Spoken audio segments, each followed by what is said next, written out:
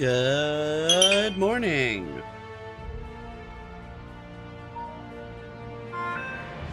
I hope everyone's doing well this morning.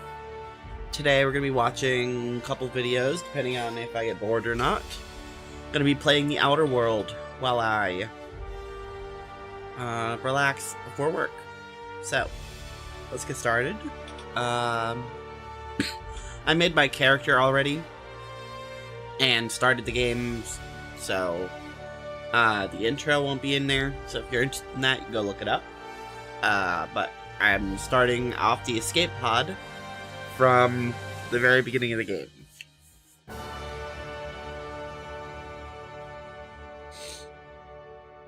The video that we're going to be watching today is 8 Indie Games You Need to Try or Else by yaaa.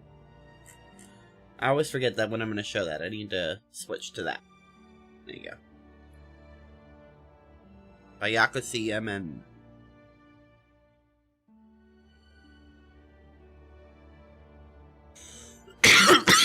Indie games are pretty cool. Problem is, there's a lot of them, and you're way behind schedule. So instead of queuing for your 12th match of League tonight, because I promise it's not gonna get any better, how about you let me tell you what to spend your valuable time on? And for all of you in the know, let's kick things off with what you came here for. Alright.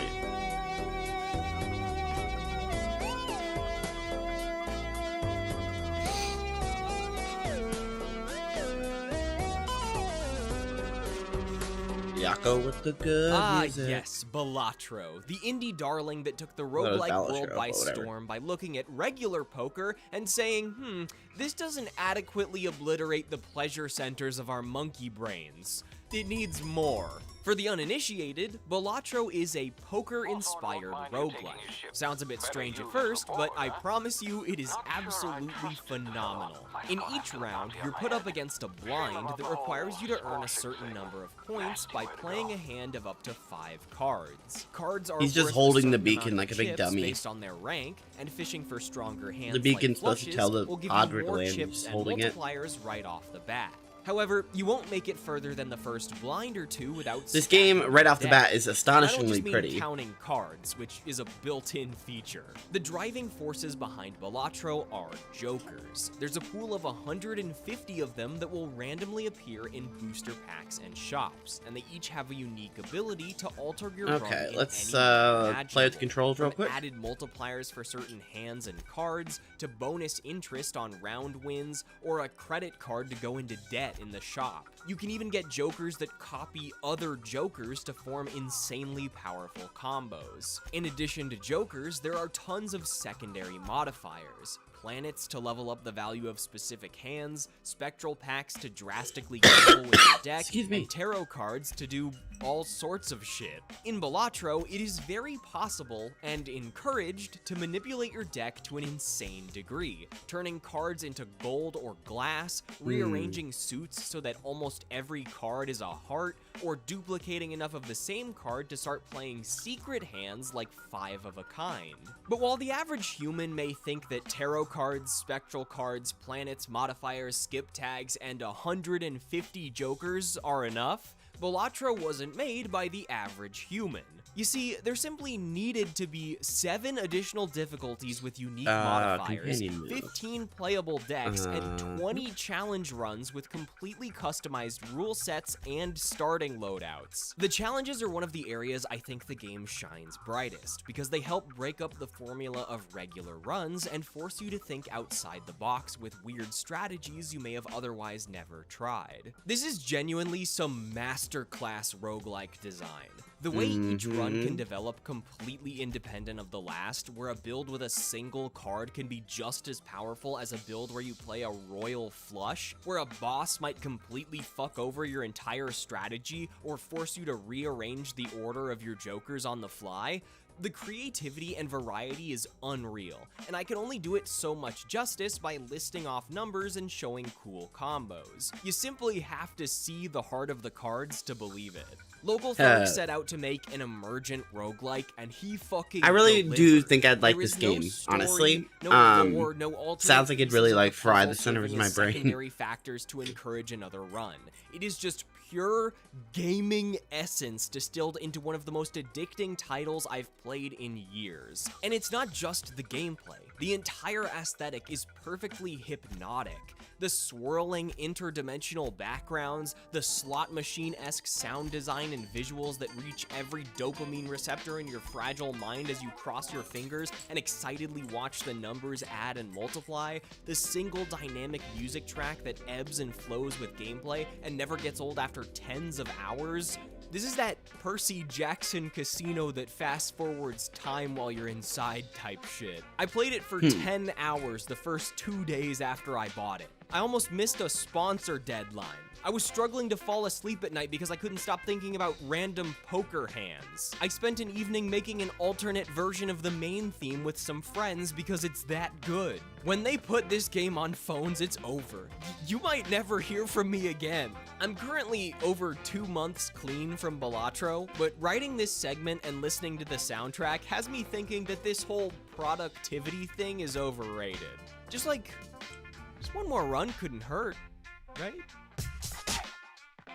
Penny's Big Breakaway is an intoxicatingly colorful 3D platformer by Evening Star, a new indie studio best known for their work this on can't be Sonic redone? Mania.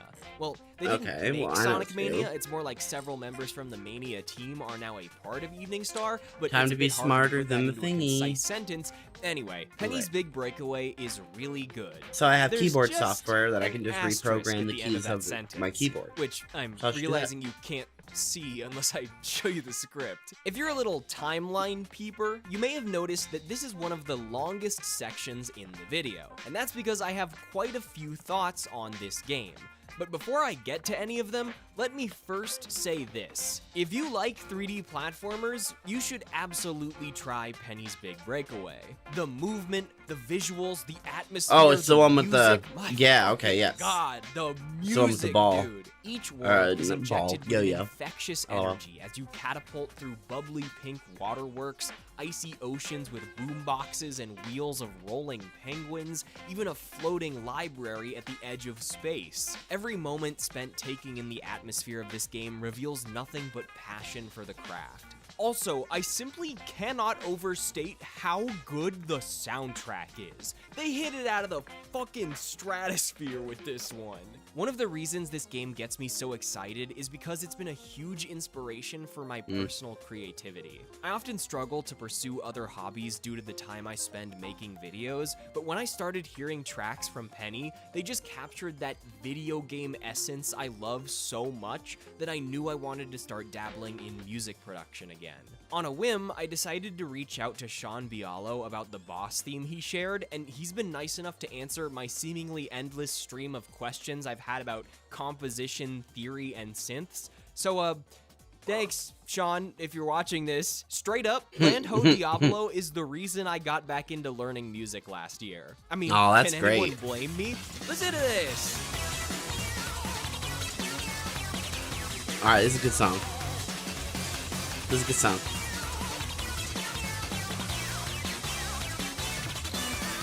As you might have already noticed from That was looking good. at some gameplay, Penny's movement is the most unique part of the experience. This is not your usual 3D platformer where you run and jump, and it's clear some players did not vibe with that. Hell, if I had only played a few levels, I also would have been upset about how slowly she accelerates when running. But if you make it past the unorthodox learning curve, you realize that feet are nothing compared to the almighty power of a yo-yo. Unless you're picking up a secret collectible in a back room, there's little need to be on foot. The best way to get moving is to throw the yo-yo in front of you, pull yourself into a dash, then either hop on top of it to roll like a big wheel, or swing around in midair. This moveset might sound simplistic, but the amount of precision it demands if you want to reach the highest speeds and do the sickest skips is insane.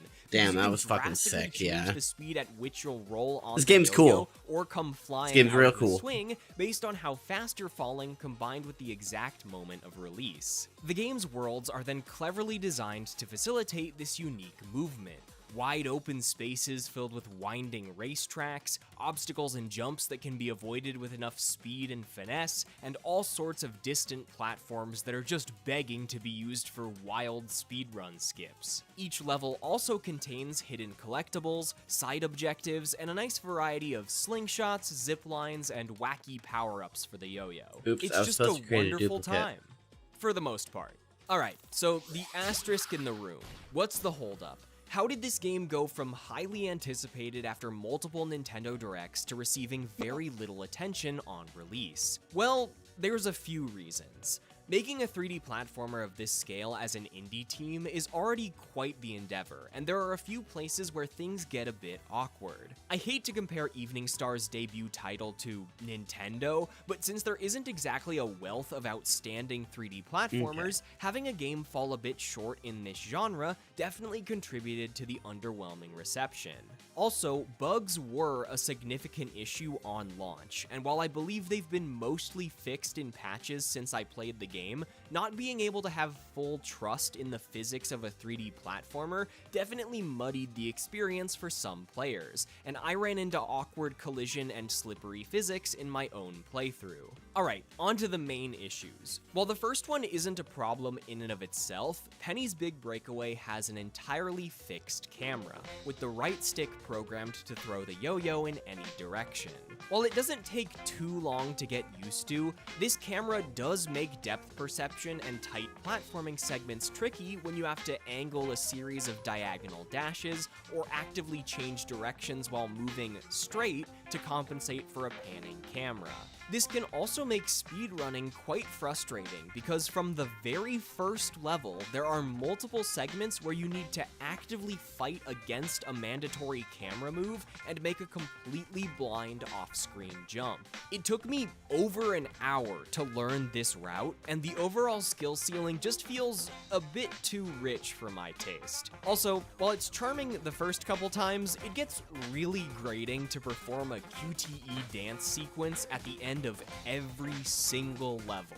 This next one is purely personal experience, but I like to play games blind, and I was unable to figure out how to keep hold getting a distracted by combo this for an video. I really entire like level. Yako. If you just want to enjoy the game casually, you don't even need to bother with this, but I couldn't find an intuitive way to interact with level mechanics like levers, torches, and pickups without landing on the ground and dropping combo, especially with how awkward hitboxes can feel. To further this point, the combo system itself just doesn't feel worth engaging with.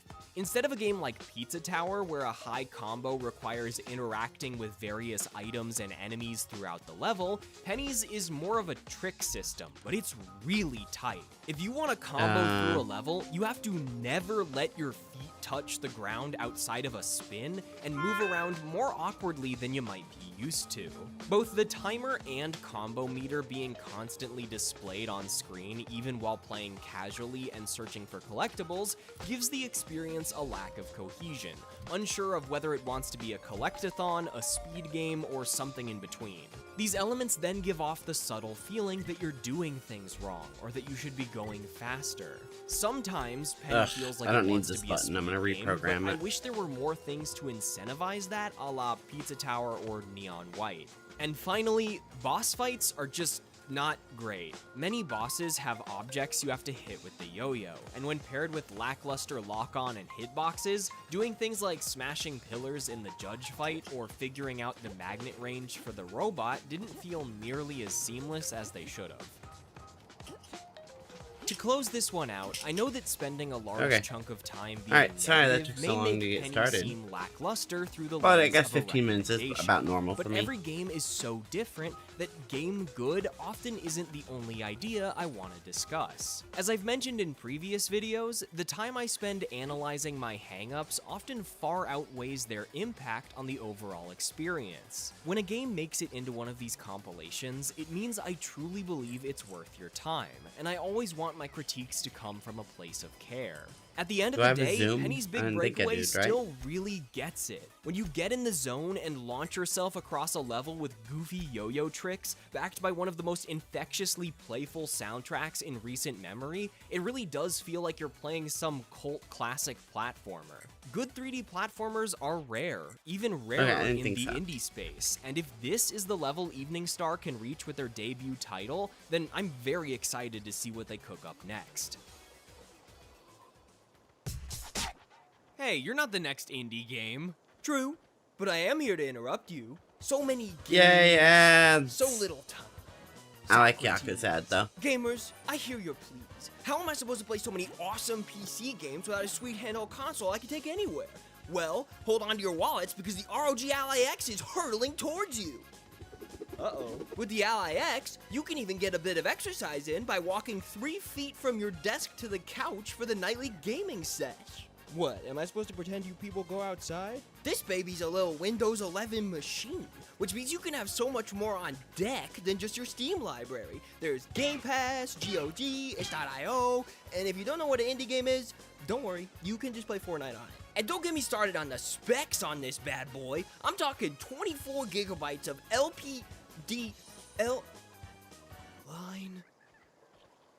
LPDDR5X 7500 megahertz dual channel RAM. It makes the games run good. And you already know I'm talking extended battery life and a terabyte of SSD storage, so you never have to uninstall Balatro. Isn't that right? It's not an addiction. I can stop whenever I want. Also, Balatro's only like 60 megabytes. Okay, buddy. So if you want to check out the Ally X for yourself, go to rog.gg/YakkoCMN or click the link in the description. Wait, I can play Guilty Gear on this thing? Oh god. Back in 2021, I made a video about Going Under, a delightfully satirical roguelike about exploring the dungeons of failed tech startups. Despite releasing to positive reviews, the game ended up, well, I'm not gonna say the pun, but you can probably figure it out. It earned the underrated moniker from so many reviewers, myself included, that it became something of a joke within the community. The team at Aggro Crab then spent the next few years carefully crafting their next title, a fresh, colorful spin on the Souls-like genre starring a little crab in a trash-filled ocean. To no one's surprise, or at least not to me because I've been rooting for these guys from day one, it was a smash hit. Slept on no more! They put caffeine in this one!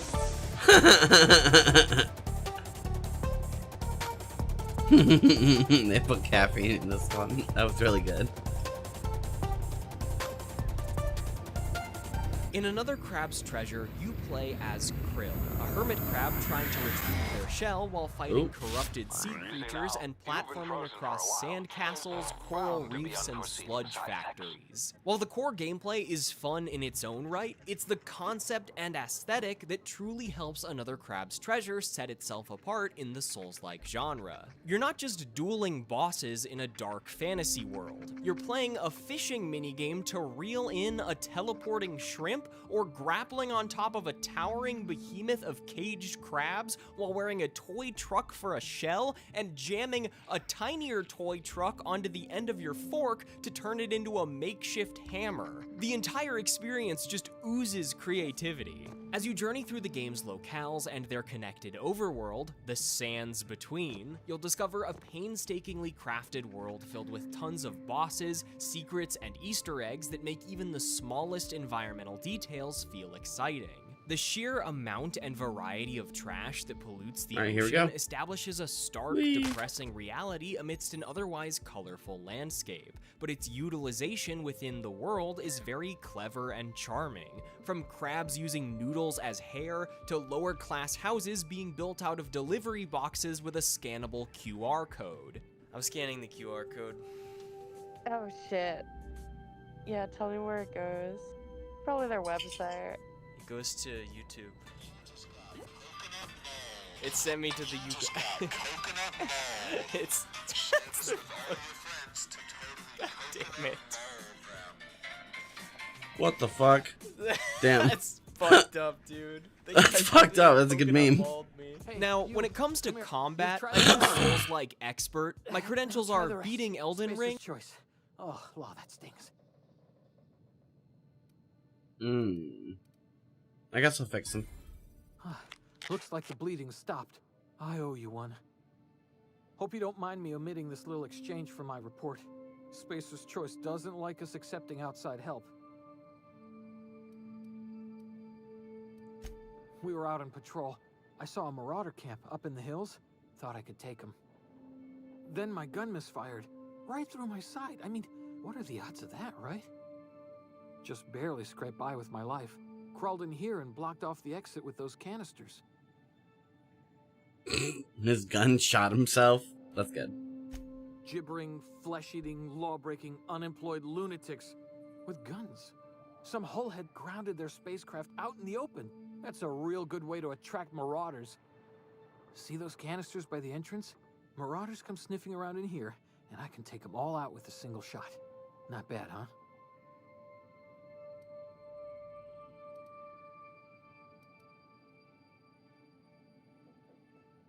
Yeah, okay. You look like you know your way around a gun. Got some spare ammo, not counting the bullet in my side. Here, you can have my saber too, for patching me up and all. Yay, All sword. Spacer's Choice weapons are now 30% less likely to malfunction. You've tried the best, now try the rest. Spacer's Choice. Yes, nailed it that time.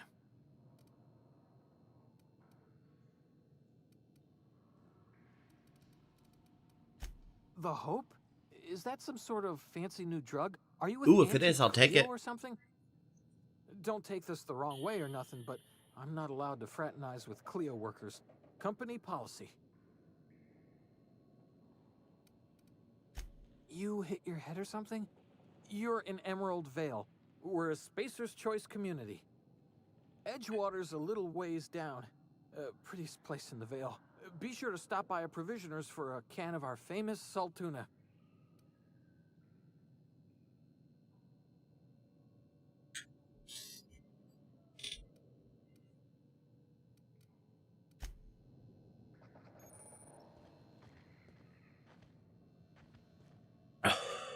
Thanks for the gun.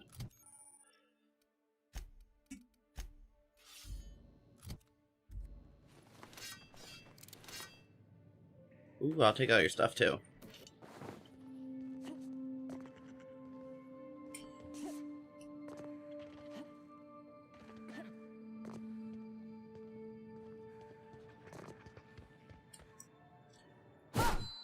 Is heavy attack just charge?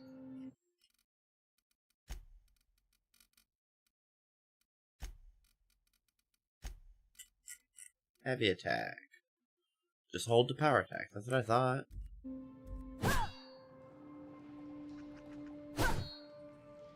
Can I not power attack with this weapon?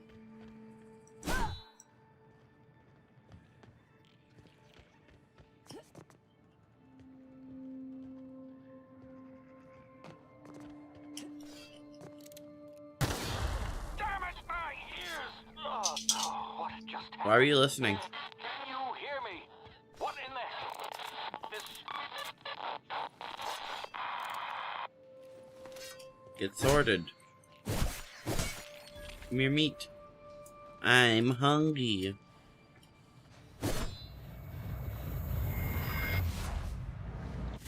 Yeah, time powers.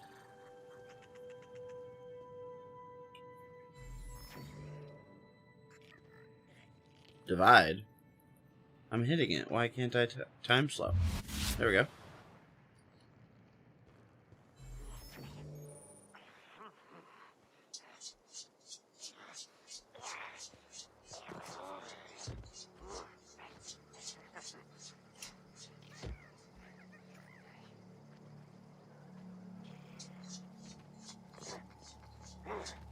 No, I don't like that. Quick, pull a gun. Alright, what's my block? Alright. That hurt a lot. I got real sloppy there. I should have made sure I was crouching. There's a lot of things I should have done. Takes 3 or it takes 5 locks. Jeez. It's not worth it. This game does look way better than I remember. So I'm guessing it's the Spacer's Choice Edition, because it does look really good. I don't feel like I even want to reshade it. Although I could. I know the program name, actually, this time, which is good. And beating an insanely difficult Elden Ring co-op mod for an Iron Pineapple video. But I feel like this game just nails it. In addition to traditional parries and dodge rolls, the core mechanic of Another Crab's Treasure centers around picking up various pieces of trash to use as temporary shells. And it's so genius. It's the perfect blend of strategy, goofy skills, and frenzied panic. Inspired by the weapon break systems in Breath of the Wild and Going Under. Instead of being able to hoard the best shells, you just have to use them. Grab one for a skill, pop a couple parries, shatter it by blocking one too many hits, and then scurry around the battlefield like a hermit crab in need of a shell to quickly find a new one before you get clobbered. The shells being disposable comes full circle to sell that polluted ocean vibe, since most of them are just trash. Soda cans, tennis balls, light bulbs, even a copy of a super underrated game. You can also roll in certain shells like a ball and gain speed down inclines. Alright, well, that was sloppy again. Come on, that's too But hey, fun. I'll just play sloppy until I can get good. Other than the camera having a little too much fun sometimes, my only critiques are more of a wish list of balance changes made specifically for me. I found my shells breaking way less often in the late game than I'd have liked, especially as I unlocked abilities that let them regenerate their health or respawn after they broke, which led to me losing out on that frantic feeling that carries the early hours of combat. I also just wish the game was harder in general, but that's more of a byproduct of being a shut-in and figuring out that Wave Breaker into uninterruptible Giga Fucker Punch does quite a bit of damage. But in case you're new to this type of Giga combat, Fucker Aggro Punch Crab has you covered with a wide range of assist options that good make name. Another Crab's Treasure one of the most accessible and customizable Souls-likes out there. They also put a gun in the game. This was Miyazaki's vision. Every time I play a game like Another Crab's Treasure, I am re-surprised by how much a small team can accomplish. I'm obviously biased with how much I loved Going Under, but just because a studio makes a good game doesn't mean they'll definitely succeed in a completely new genre. But if anything, Another Crab's Treasure proves that Aggro Crab gets it, because they fucking did it again. They made a colorful 3D platformer Souls-like with some of the funniest writing I've ever seen in a video game, while also telling a heartfelt little story about ocean pollution, housing markets, isolation, inequality, crabitalism, you name it. This is the shortest section of the video because there's really not much else to say other than game good. I am so happy to see this endeavor pay off for Aggro Crab. Not like I actually worked on the game, mind you. I say this as more of an estranged relative than anything. Back in 2021, the devs were kind enough to send me a review code, answer some of my questions for a video, and not hate my guts after I got mad at them in my stream because I didn't believe they were actually the developers of the game I was playing. The guilt still stings a little. If anyone at Aggro Crab is watching this, good shit, fellas! What the fuck? When looking at its mechanics and map design alone, Unsighted is an incredibly solid action RPG. Y'all mad because I got It's got all the pistol. essentials: cool weapons, high-speed combat, puzzle dungeons, and a bunch of unique movement abilities and alternate paths that turn it into a wildly non-linear experience. But if it was just a solid action RPG, there wouldn't be much else to say. What made Unsighted interesting enough in italic text to earn a spot in this video 3 years after its initial release? What's the mechanic that caused some players to turn away from the experience entirely? Well, it's time. To give you the TLDR, humans built a bunch of automatons that gained consciousness after a strange meteor hit the planet. But this scared the humans, so they dropped a big tower on the meteor to block off its energy, causing every automaton to slowly lose its mind. There's just one tiny little problem. There aren't many humans left, which means just about every character in the game is an automaton.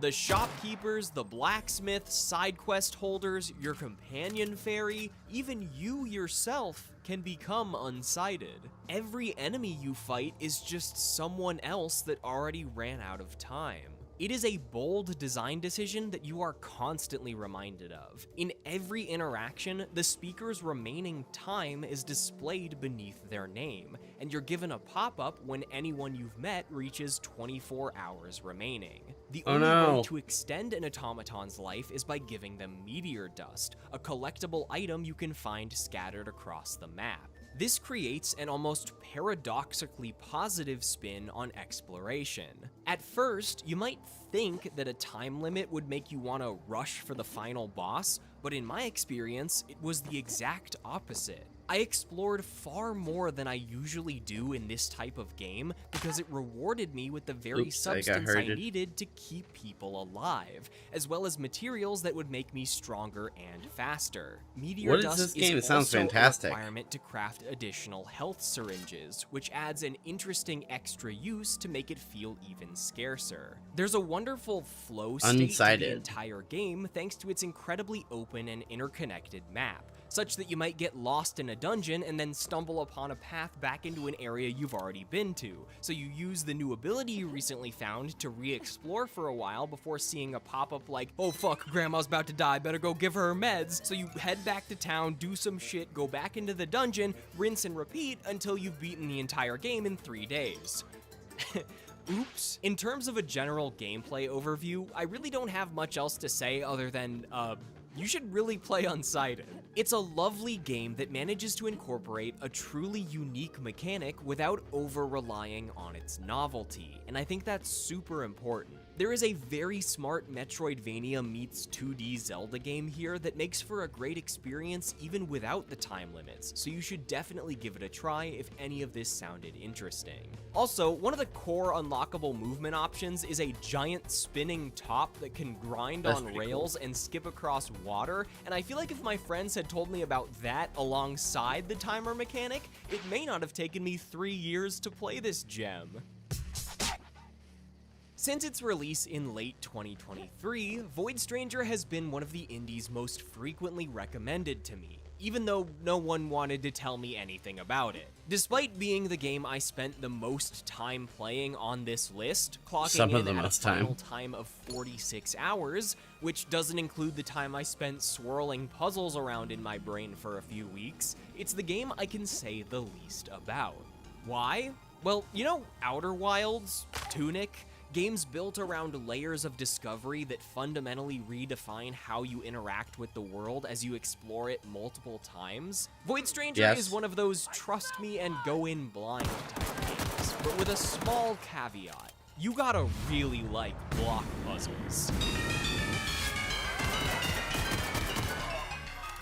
Is that it? Developed by System Erasure, the two-man studio behind Zero Ranger, a game that I still gotta play, Void Stranger is a monochromatic pixel art Sokoban game, a grid-based puzzler about rearranging floor tiles and strategically pushing boulders while timing movements and avoiding enemies. But it's not just any Sokoban game. From the moment you enter the Void and acquire a strange scepter, the atmosphere, music, and literal text on screen exclaim that something is wrong. As you descend deeper into the labyrinth, you'll begin to discover an intricate tapestry of secrets hidden within its twisting walls. No game is for everyone, but this statement is especially the case for Void Stranger. I remember now. It's one of my strongest recommendations on this list, but to the smallest number of people. If you don't like Sokoban-style puzzle solving, I wouldn't bother with this one. The story has some incredibly tender and chilling moments, and the soundtrack absolutely jams, but you have to solve a fuck ton of puzzles, many of them more than once. Ignoring my time spent theory crafting outside of the game itself, I'd Where's say the like lieutenant you're talking about, 70 bro? to 80% of the experience was spent dealing with Sokoban puzzles. You'll eventually find new ways to fit the square block into the circle hole, but your ass is not getting out of picking up the blocks. Now, because I want to spoil as little as possible about Void Stranger, I'm gonna zoom out a little and talk about the feelings that made it so impactful. From Dragon's Plague in Dragon's Dogma 2 to, hey, would you look at that, the time limits in Unsighted, the concept of frictional game design is always a hot topic. There's a thinly veiled idea concerning good or bad design that often Alright, I has can't its find the roots in lieutenant, so I'm guessing I'm just gonna go inside. frustration. But the more a game isn't designed around the player being the center of the universe, the more it does have elements that lead to intense feelings of frustration, that's where you can find the real shit. As the developer of Spelunky mentioned in a GDC talk, it leads to one of the most interesting— Wow, goddamn. Okay, this looks way better than it used to. Without you. And that's exactly what makes Void Stranger so compelling.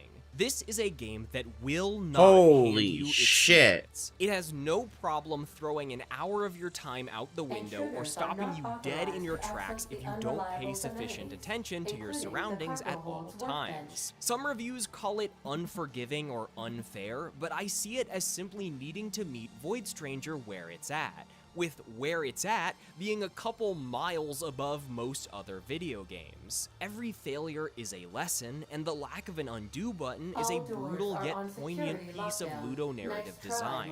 You will need to count moves, pre-solve puzzles in your head, compile screenshots, and draw scribbles and theories all over a notebook until the game buries itself so deeply in your mind that you end up solving a puzzle by imagining the room layout 2 nights later. It's an archaeological dig, unearthing the secrets, mysteries, and languages of a strange dimension where nothing feels outside the realm of possibility. And cheating is all but encouraged so long as you don't fear the consequences of getting caught. Hell, maybe you'll even need to collaborate with a friend or two like I did, spending hours on end mulling over cryptic discoveries and cutscenes. The concept of retreading through hundreds of puzzles again and again may sound daunting, but the way every mechanic is repeatedly flipped on its head or split clean in half helps keep things interesting. Smoothing out all the rough edges would mean turning the game into something it's not, and it nails what it aims to do so well that it is easily one of the coolest indie games I've ever played. It is deeply inspiring, and I hope that I can one day contribute to a project that delivers even a fraction of the impact Void Stranger has had on those who've seen it through to the end. Thank you to everyone who passionately recommended this game to me over the past few months. Seeing such an outpouring of support is honestly what got me to bite the bullet and dive in. And to everyone at System Erasure, I can hear you. Unauthorized access of spacefaring vessels is a crime. Please submit yourself. Have you ever wanted to play an MMO without having to play an MMO? I am Ada, the autonomous digital astrogator of this vessel. Okay. Please be informed that I am authorized to use violent retribution against unwanted solicitors. Please return any misappropriated equipment and exit this vessel. I have to be right back. Failure to do so will result in your immediate destruction. I know it's an awkward time, but I have to be back, so I'm going to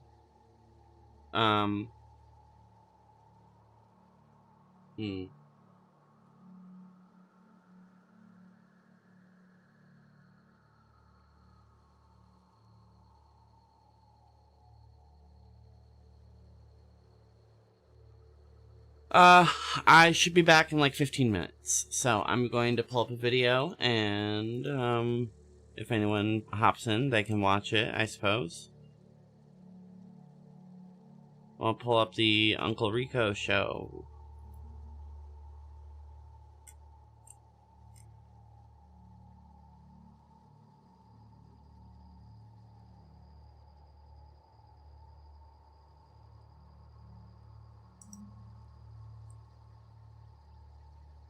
Got in trouble for.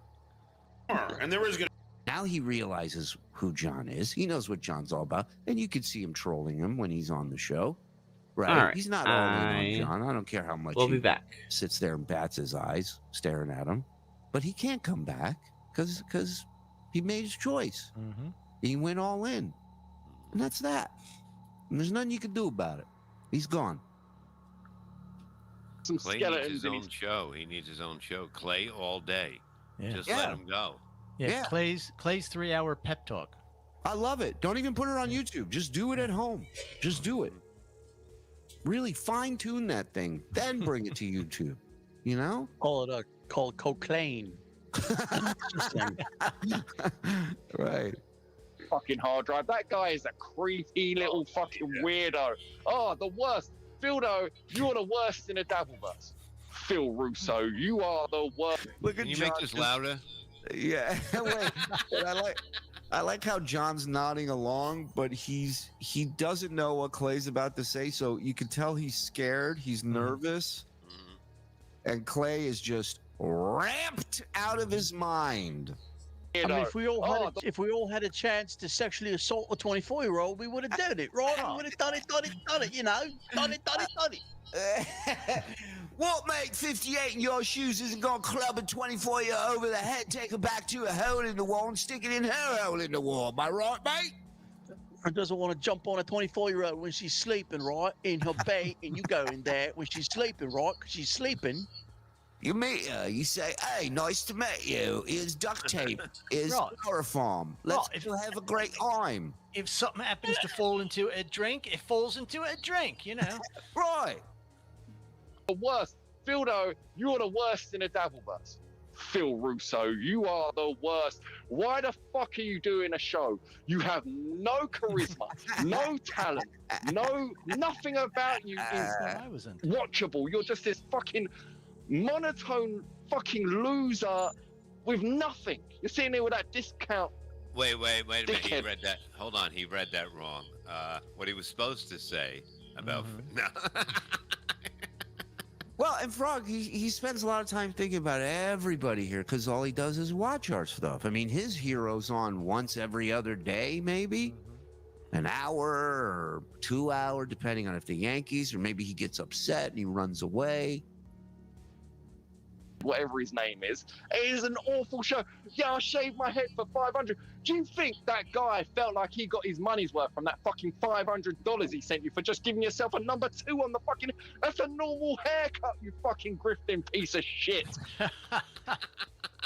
So he's watching the Frog and Don show. Somebody offered... Who was it that offered you 500? Grapes. Shout out to Grapes. Offered 500 for discount for Frog to shave his head, and he did. Jenna And- was tripping over herself to run in here with the clippers. Yeah. No complaints. Get rid of that I'm a fucking dirty haircut he had. whore. Yeah. Well, she also had a gun behind her too. That was what she first was running with. Then he said clippers, and she went, "Oh, okay, got And it." there was no complaint from Grapes, right? No, I don't think so. He's the one who paid. Yeah. Not his nonce. He probably wanted you to bick your whole head. That's 500. Not just putting a grey 2 over it, you fucking loser. Like what a Discord douche. He probably meant he wanted you to pick your hair completely bald. Why don't you ask him, you fucking nerd? What are you crying about over something that's done? It cost you nothing. You didn't invest a penny into it. Look how mad he is. These fucking tools.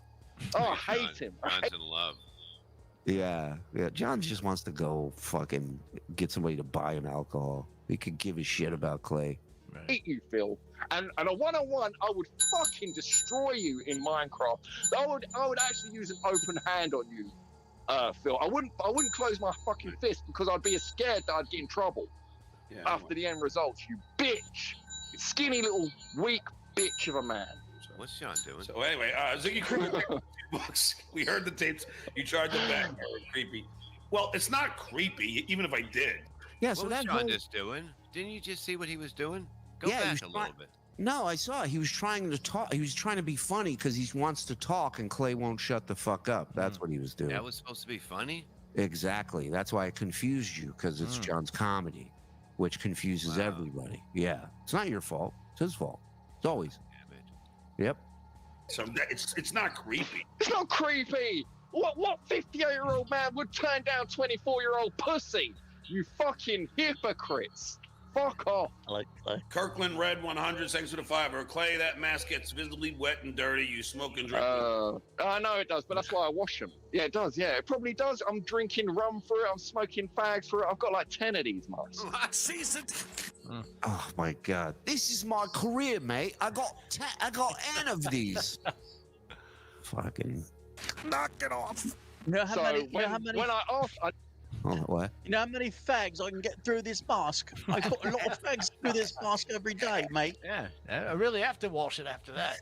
Hold on, I gotta stretch out me fag hole. Give me a second here. Sometimes the hole gets glued shut. I'm gonna put it again around my waist again. Uh-oh, I accidentally DP'd 2 fags in one hole. never wear You're one. being indulgent now. Yeah, well, listen, it's a cigarette we're talking about. Yeah. You heard him. Okay, why don't you go produce for censor police over there, Frog? How many more do we get before? Thank you. Price.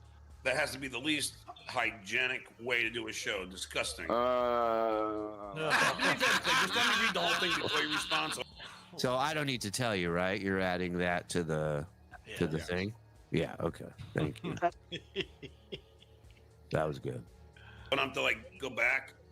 fuck off, John. Season. Knock it off. I have a song on my second album, signed record. I think I got what was it, 20, 30,000 advance on that one. Anyway, I had a black guy named. I love it.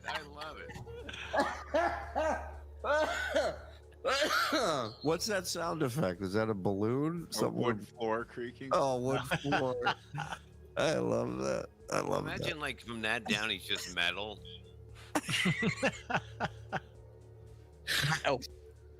He's I'm part cyborg, part douchebag. 30,000 advance on that one. Anyway, I had a black guy named Omar Sharif, and he sang "Cabbies Won't Go to Harlem." It's a great song. Thanks, Father. Gladly, Chadley is so full of it. While you were gone, he started doing a show every day for 2 hours. Some days 2 shows. Now Why do I think it's like the Phantom of the Opera? If you pull that off, like half of his face is missing. Yeah, right. Yeah. Oh man, this is fascinating. And won't make as much. I know that's just what Clay said. Turn down your headphones. Because I'm hearing myself back as much as I love to do that. You love. Because as Chad says, I'm a narcissist. Peter Ring. I can't hear you Clay, now. How loud does he have it? Can you do that right again, mate? I miss it. explain to Stuttering John that Pino Wrinkle was loyal friend to him. Been there, done that. If he's my friend, I don't want to see my enemies. Wait, John, but That's why you go to remember, their houses when they're not there. Right. keep your friends close and your enemies closer, mate. Yes, and and then Chad was saying something. Do your little cancer charity. Yeah, Chad, I do things like cancer charities because I do care about people, and I'm not a narcissist. You stupid fat fuck. Today he was talking about something that he paid for or something, and he just go in the middle. As soon as he's done, he goes, "You see, I'm a mensch." Like, and I'm like, you know who's a mensch? The person who doesn't claim themselves as a mensch. They're never the mensch. So funny. Knock it off. Who was a talent? It's a good thing, John. It's a good thing you're doing, mate. Of course. Hold on. Oh no.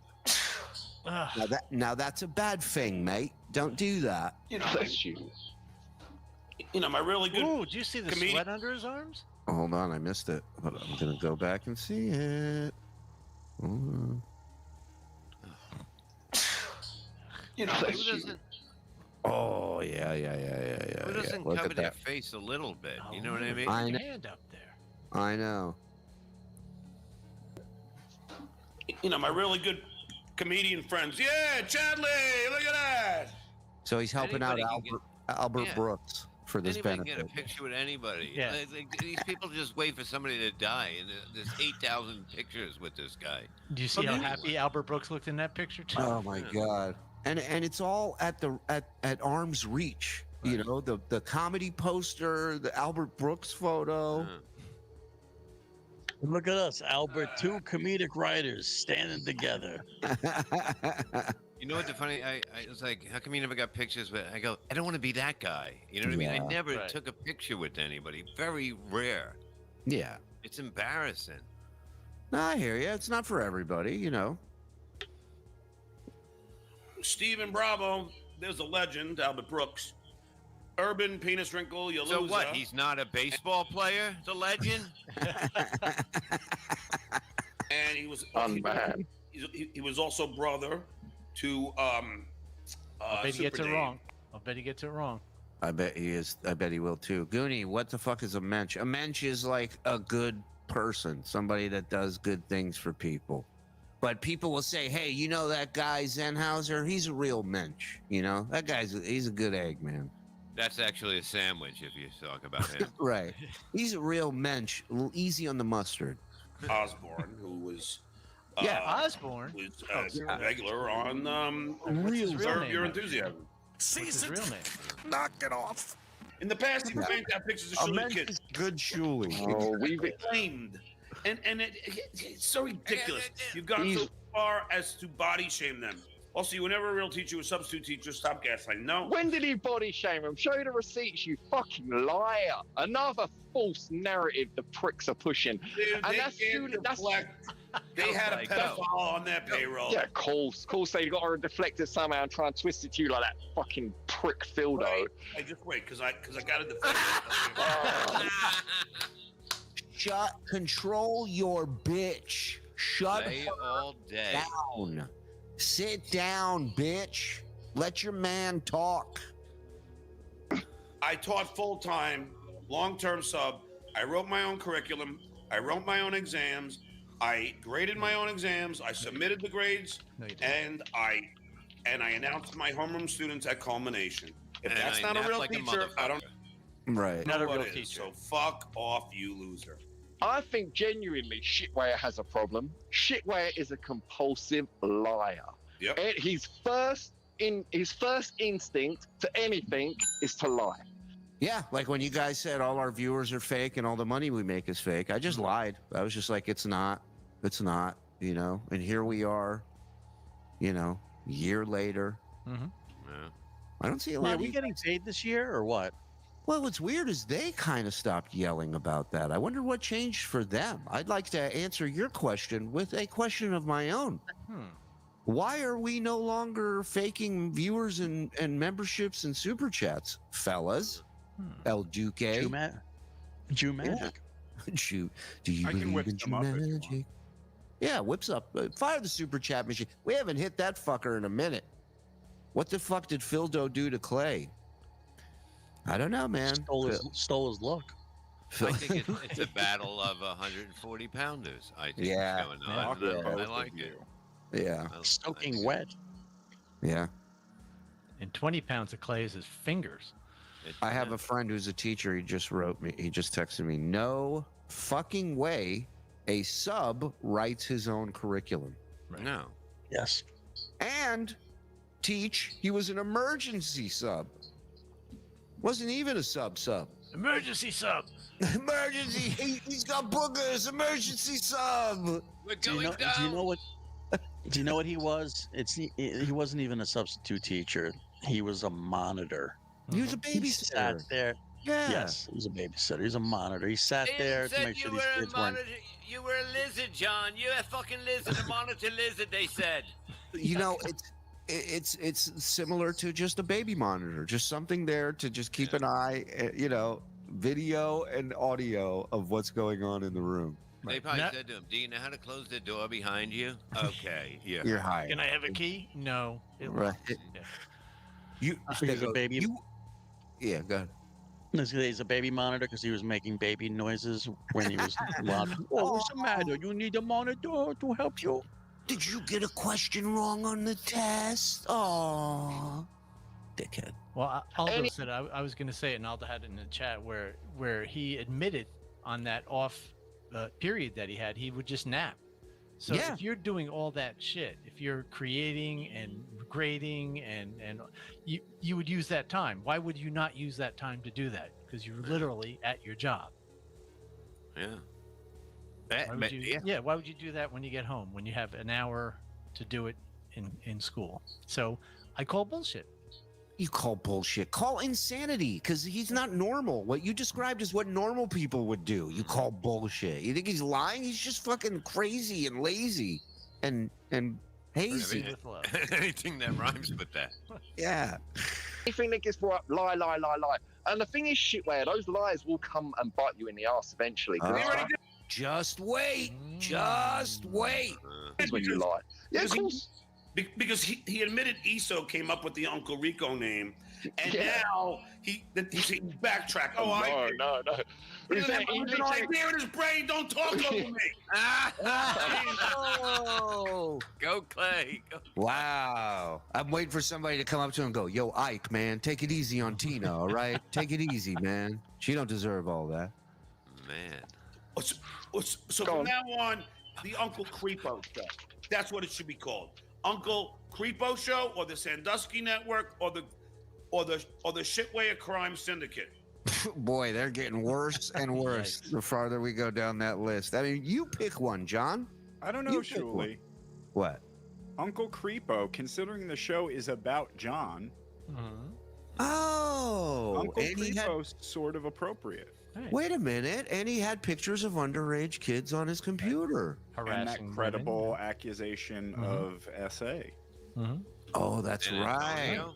And when he was younger, he would harass women at the beach. San Antonio. You were accused of San Antonio. Oh, wait, I think I read that wrong. Howard Stern dropout. Shuli Crime Syndicate sounds fucking cool. Yeah. It is. It is until you hear about the crimes. Nambler Network. Thanks for the fiber. Hey, Stuttering John, glad to see you're still here. I've been out of town working. Are you still the worst person in the world? No. Nice. Yeah, suddenly, Chad, you got a Can little we chatty. stop for You a hold moment, the please? fort while I go for a piss. all right? No. What? Just a moment. I do have What is easy that? for you to say. Oh. Stuttering John Melendez. Just happened to come across this little part here. At the beach, I would tap a girl on the shoulder, and Patrick or Danny would untie their top. Oh. Pat and I were fast enough to not get caught by the police, but Danny would always get caught. Wow. I'm Wow. a pedo here. Wow.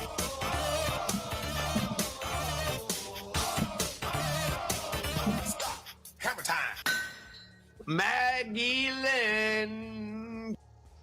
First drop I could find. Excellent. Thank you. Yeah. So it's a So- it's a lifelong pattern of abuse. And he's been honing his craft of assaulting women since an early age. Yeah. You got to respect that. You know, the guy's dedicated. He's committed. We found something he gives a shit about, guys. Yeah. I We heard he know- went to summer camp for it. Yeah. Yeah. He got an after school job just assaulting women. Nice. Yeah, suddenly, Chad, you got a little chatty. You hold the fort while I go for a piss. All right, you can get it. I wonder why. Ever since you went to go take a piss, you got a little chatty, Clay. What do you think that's about? I'm too stupid to figure it out. You were doing wonderfully, and then like this last string I of just go off on one, John. I just, I've got shit to say. No, I know, and I love having you. I was going to ask you to come on tomorrow because we didn't even cover DabbleCon. I would love to cover that with you. Well, let's do it now. Let's do it longer. Let's go for 3 hours. I Get don't the know. beer.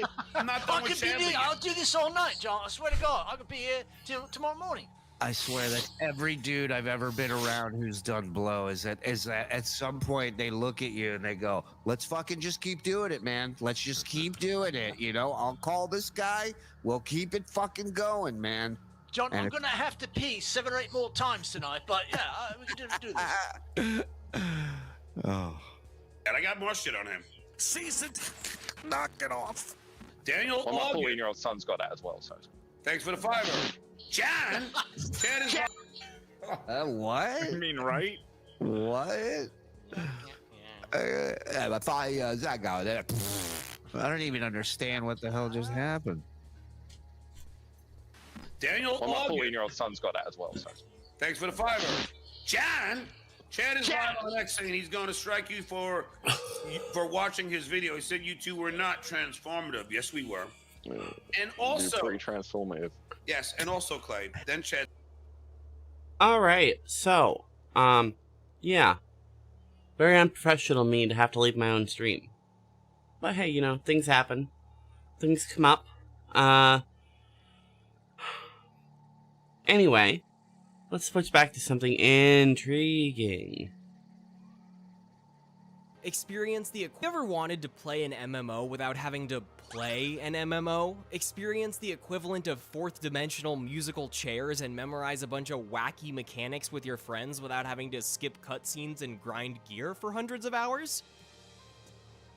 The joke is that there's an indie game that is like that.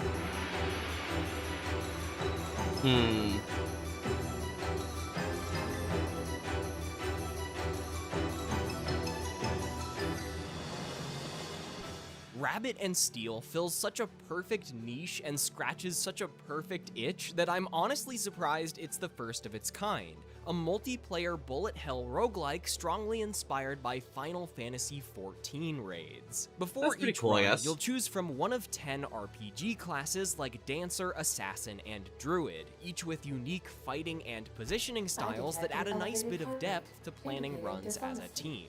You'll then progress through several areas, fighting bosses while stopping at chests and shops along the way to pick up items and enhance your abilities. But make no mistake, getting past said bosses is not a walk in the park. Rabbit and Steel is a very... You are still here. My deception protocols have failed. I Damn. have been programmed to express disappointment. Get cooked, idiot. Stupid AI. I am incapable of accepting orders from anyone other than Captain Alex Hawthorne. That's me, allegedly. I deduce from the tone of your voice that Captain Hawthorne failed to meet you at the designated location. Well,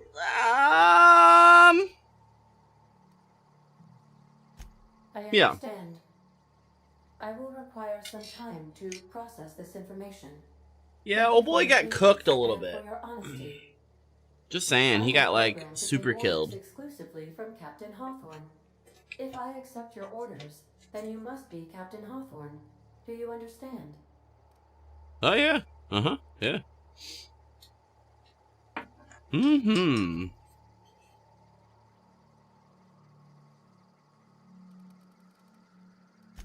Well done, Captain Hawthorne. I see your powers of deductive reasoning remain intact. Unfortunately, our engine is currently inoperable. Our main drive suffered a critical power failure, and we were forced to make an emergency landing. The Oh. main drive's power regulator has been irreparably damaged and must be replaced. Okay. Astutely observed. However, the probability of locating I have a engineer power brain. regulator within a worker settlement falls within acceptable parameters of certainty. High-capacity power regulators are sometimes employed in the electrical networks of worker settlements. Are they? I have taken the liberty of printing Well, better go steal 'em. Captain's identity cartridge. Please try not to lose it this time. This cartridge identifies you, Alex Hawthorne, as the registered proprietor and captain of the Unreliable. Do you understand?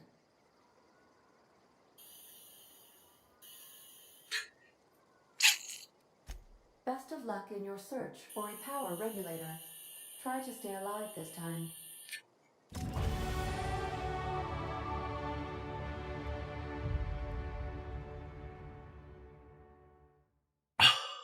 I'm sleep deprived. No!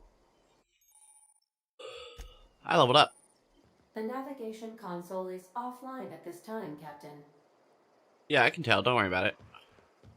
What's the sheath weapon button?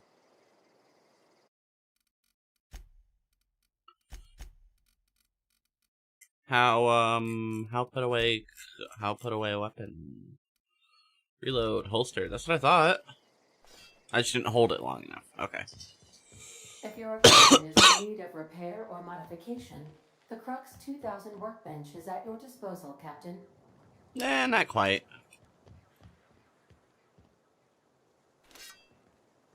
The ship looks so much fucking better, These surveillance honestly. devices allow me to monitor you constantly. Please ignore them. Where's the bed? Oh, right up here, right. Due to catastrophic power failure. Oh, we don't have no power. But I'm tired. Old Captain Hawthorne needs to sleep. Hey, it's Lieutenant. Hey, this wouldn't happen to be your ship, would it? It actually You is. sure walked in it like it was your ship. And Yeah, if it the is. Ship is yours. Well, ma'am, you owe Spacer's Choice. No, I'm just gonna kill you if that's the Afraid we case. gotta dock your pay. No, I'll kill you.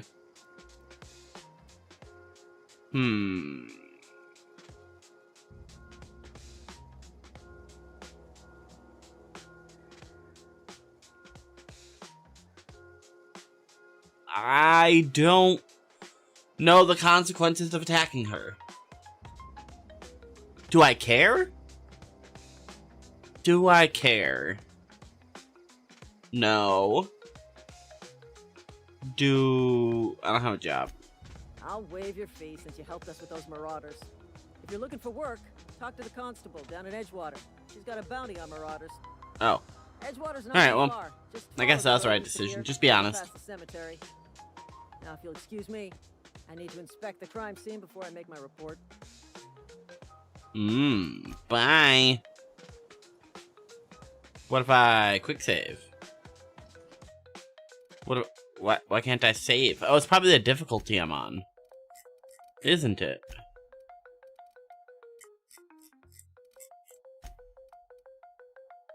Let's see.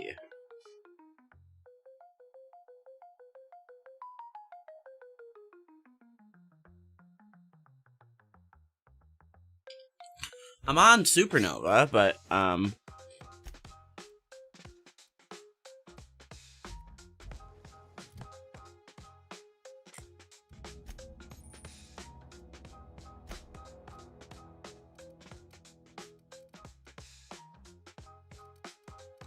okay, I have 10 perky points available.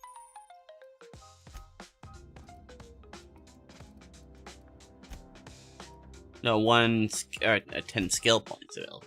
Very different.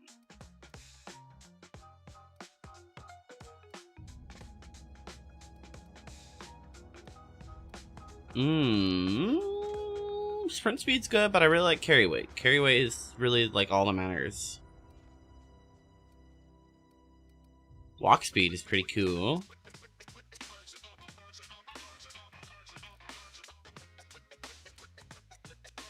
I think I'll go with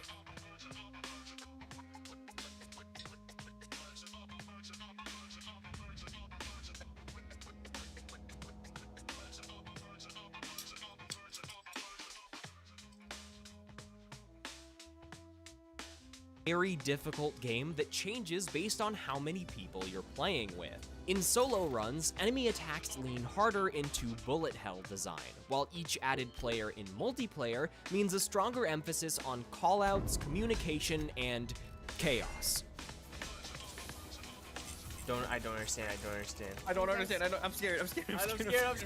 While casting your abilities, you'll need to pay attention to Alright, gusts of wind, cool. stack circles, spread markers, rotating lasers, color indicators. You gotta be able to look at whatever this is, and in the span of a couple seconds, be like, okay, so we gotta move to the four Alright, corners good of the enough. screen based on our teleport arrows, but not too far so that we still overlap our destinations for the circle stacks, and convey that to your 3 friends flailing on opposite sides of the battlefield like fish out of water. I have over 50 hours logged, and I genuinely do not know if I will ever have the time or sanity to clear lunar mode once. I've spent most of my playtime on hard difficulty, but normal mode does a really solid job at introducing Combat foreign dialogue planets while option still skills. maintaining Wow. a solid challenge, and there is a mode called Cute. I just never played it. The aspect of Rabbit and Steel I want to praise just as much as the battle design is the actual roguelike implementation. Despite the MMO Can I not save Supernova? having enough It must depth be. to carry an experience on their own, the ability upgrades and items don't feel like an afterthought. This game feels like a roguelike. You can have weaker runs where you won't be able to deal enough damage to kill a boss before it engages, or you can stumble into a god build where you're firing out nuclear punches or gaining every buff in the game at the same time. Getting to select your loot from a small pool instead of it being completely random gives a valuable sense of control and creativity, as you'll need to carefully consider not just your build, but whether or not the item you're eyeing might be a better fit for one of your teammates. Rather than being boring stat increases, many items in Rabbit and Steel are designed to modify your existing abilities or trigger bonus effects after various Hey, who are you? actions. They are also not one size fits all. You can deliberately cut your DPS in half or reduce your movement speed way too heavily if you aren't careful. The feature that enhances the roguelikeness even further is the ability upgrade system. At the beginning of each major area, you can spend your gold on upgrades for each of your 4 abilities. There are 5 possible gems for each ability, with drastic effects like boosting damage at the cost of increased cooldowns, or removing damage entirely to create a fast casting buff for your other moves. You can take a risk and remove utility from your dodge in exchange for damage, or convert a constant flurry of punches into a Giga Blast that takes 8 seconds to charge.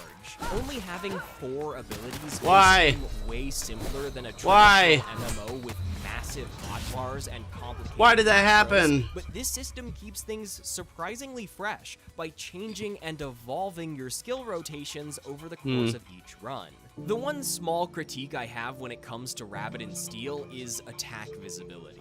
This is a game that demands precise input and quick thinking, but it's also trying to display concepts and mechanics from 3D games in a 2D space with a simple art style. Do I have to level up again? I've experimented with several of the game's color schemes and display options, but when 3 stack circles overlap with teleport markers, spread indicators, and text above every player's head, it can feel impossible to naturally parse what's going on.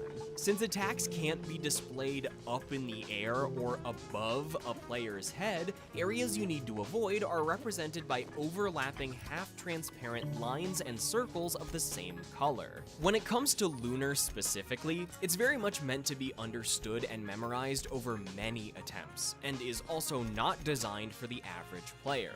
But my eyes can still get lost in the mess even when I know what I'm supposed to be looking for. Realistically though, there's no simple fix here. There might not even be a fix at all, but for a solo dev project, it's mind-boggling how well choreographed most fights are, in both mechanics and visual design. This is all a much more elaborate and nuanced way of saying, what the fuck were they cooking in Red Dark House, dude? Why'd they make it so hard? We did it, hooray.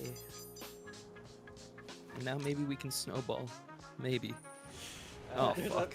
Oh, no. As challenging as Rabbit and Steel can get, I'd highly recommend it to any roguelike or multiplayer enthusiast. So or there's both. 3. It's rare to find such a So I should cooperative dink and this replayable one. experience nowadays, and I've had an absolute blast playing it with friends over What past the few hell? weeks. While some of my party members Why is he have bulletproof? been MMO junkies, I've also managed to get a lot of people who have never played Final Fantasy hooked on it, which shows that you don't need to be a complete block. degenerate to hop in and have a great time. Music All right, I also got one. slaps. If I had all the time in the world, I'd gush about every game soundtrack until the end of time, but the short version is that sometimes you'll be locked in with a sick-ass battle theme, and other times you'll be chilling in the shop with a bossa nova vocal song that's like...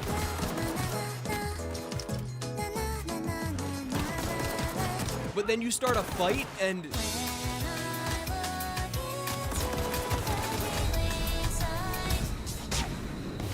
Got him. I call these videos indie games you need to try, but do Okay. demos count? Okay.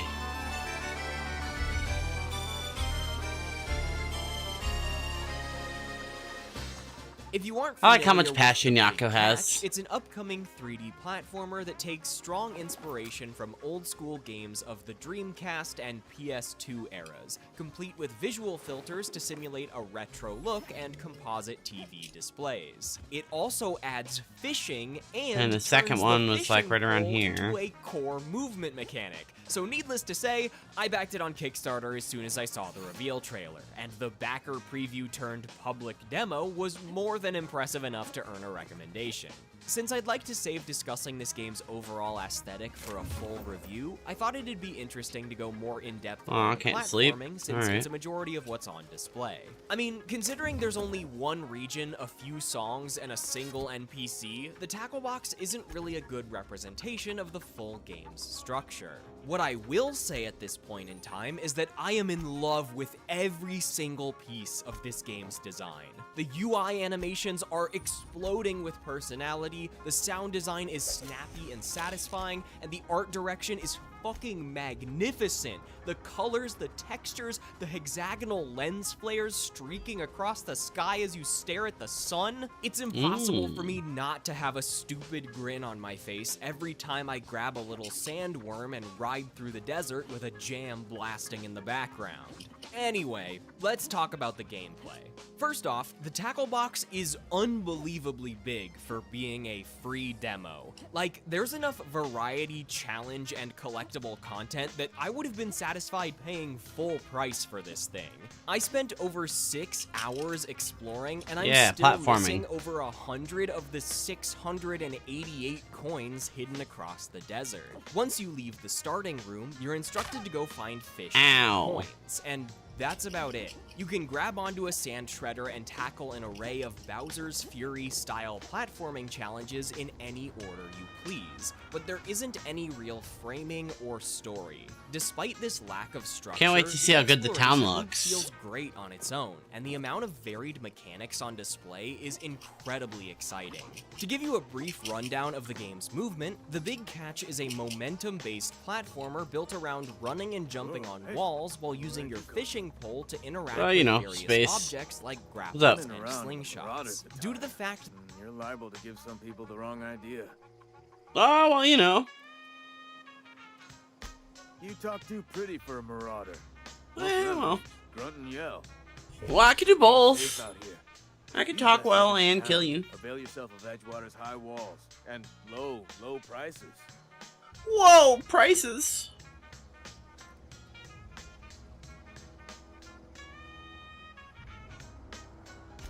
I am employed by the Retirement Department of Spacer's Choice. That's fancy talk for working in the cemetery. Name's Silas, junior in humor for the town of Edgewater. We're all part of the Spacer's Choice family.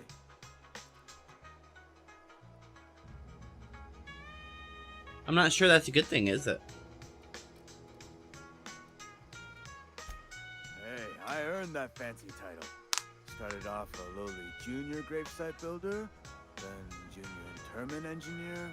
Oh, and I was a junior burial assistant for a time. This guy's a Chad, you can tell. The rate I've been working, I'm bound to earn a promotion. Must be about 50, 60 burials away from associate in humor. Whoa. Definitely not the junior in humor, that's for sure. Well, shut up, If you've got Silas. business inquiries, you should stop Whiny by Reed bitch. Hobson's office. He's up in the tower above the cannery. Head into town, follow the road. Look, you obviously ain't a worker. What's your racket? You a smuggler? Freelancer? Yeah, well, you know. Edgewater is a company town, board owned and operated. That includes the cemetery. None of us own And do a little of this, a little of Rent that. from the company. Renting means money. Money means paperwork. Paperwork means signature. Actually, mostly I'm a Some of our scientist, families and I'm just trying to figure out what the delinquent fuck's in going on payment here. dues, you see. But yeah, that's fine. So you want me to collect dues? Alright, Four sure, why workers not? still haven't paid up.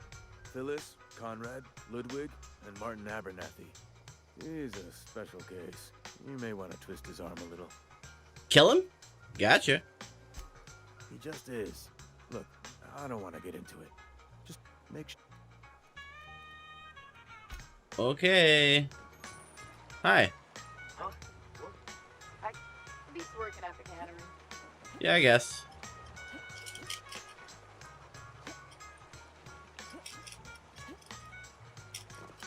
Ugh, never mind then.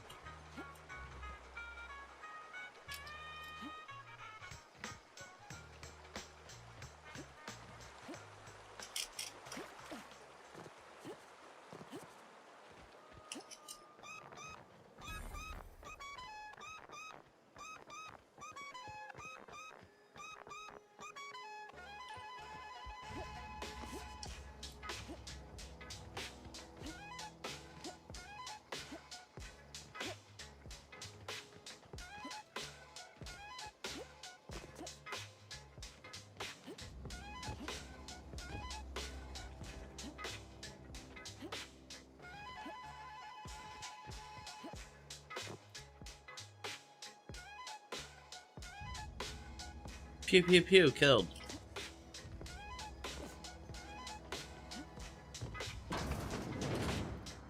Knock knock, I'm here to rob you.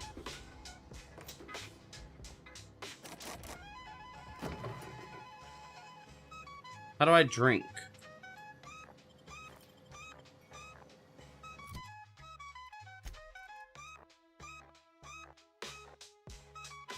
What's going on? That was weird. Okay.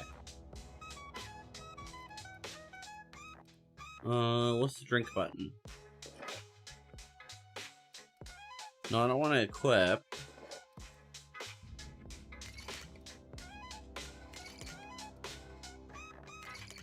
There we go. See, I did it.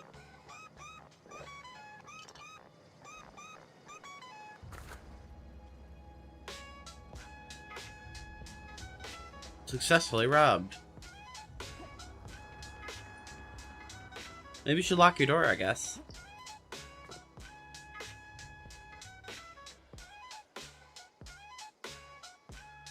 Damn. Not philosophy.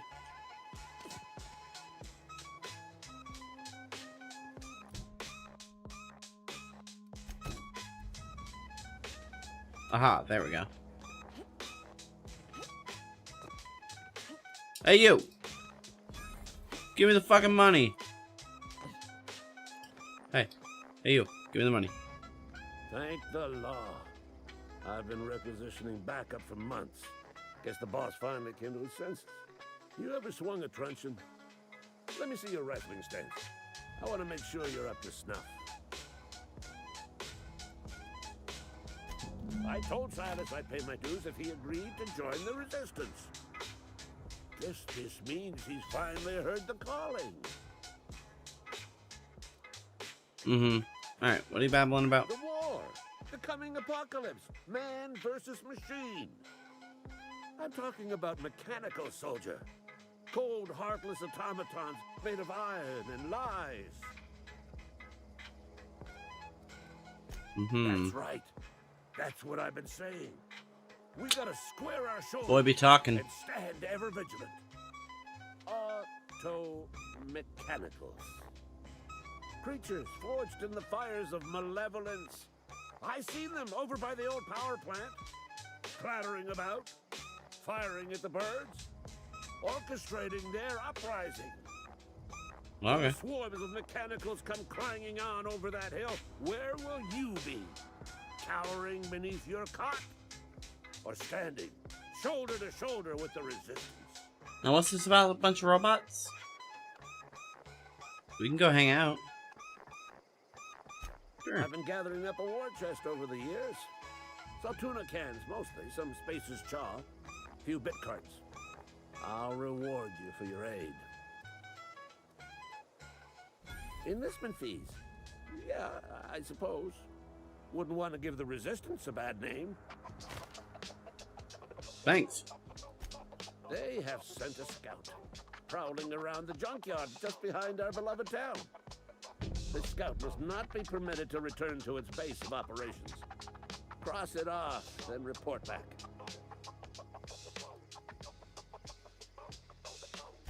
Mechanical's got a weak spot in their midsections.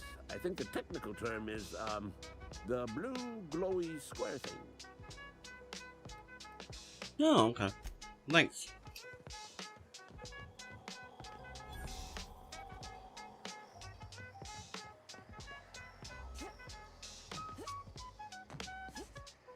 Hi. You some sort of freelancer? You want me to be? I will be for the right price.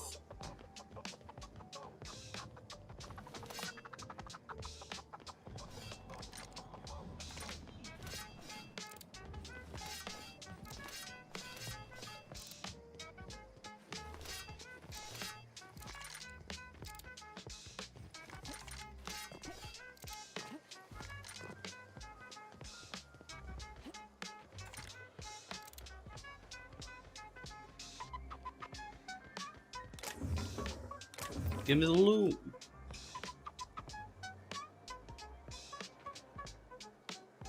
That most moves don't feel automatic, it's a bit more demanding than your average platformer. For example, the wall run takes into account both the speed and angle at which you approach it. So if you're plummeting towards the ground, you can't just cancel out gravity.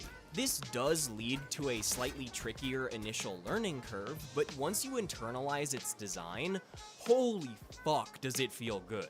The way you can conserve momentum through downward inclines, grind rails, and b-hopping contributes to a flow state so engaging that the tackle box didn't need a story or larger objective to keep me hooked. I basically spent 6 hours in a video game playground and the time flew by. As a self-proclaimed I wish video games were harder type guy, I'm also a huge fan of the difficulty on display here. Oh, this is a okay. fairly demanding game that requires you to 30 internalize engineering. and chain together all of its mechanics, which is refreshing considering a majority of 3D platformers fail to challenge me outside of post-game levels or speedrun attempts. Many segments have a slim margin of error that can make the game feel less approachable and more punishing than usual, but it is incredibly rewarding when paired with a bit of patience. Comparing it to rage games like So I just need to Getting Over get It 30 feels engineering. rather disingenuous, but I will admit that a few sections, like this one in the Chapel Castle where you gotta do like 5 spin, jump, wall run, wall jump, pole grabs in a row, can get a bit frustrating, and the walk of shame back to the start of a platforming segment can get a bit tedious when you need to perform it multiple times. I'll take all the free Overall, though, I stuff. feel that the rising tension and excitement behind climbing these massive structures is more than worth the trade-off, but I do think it may end up scaring some players away through its potential tedium. One of the tackle box's other strengths is found in its level design, as figuring out how Wow, a to lot get of from ammo. point A to point B can become a challenge in its own right. To find your next move, you may need to survey your surroundings for a moment to find the correct segment of pillars and walls that'll get you to a seemingly impossible to reach ledge, and each eureka moment can feel just as rewarding as actually making it across the gap. Oh, and remember when I said you gotta catch fish? To get them out of the water, you'll need to yank them out with some bait. And once they are out of the water, well, turns out these little dudes are sick as fuck.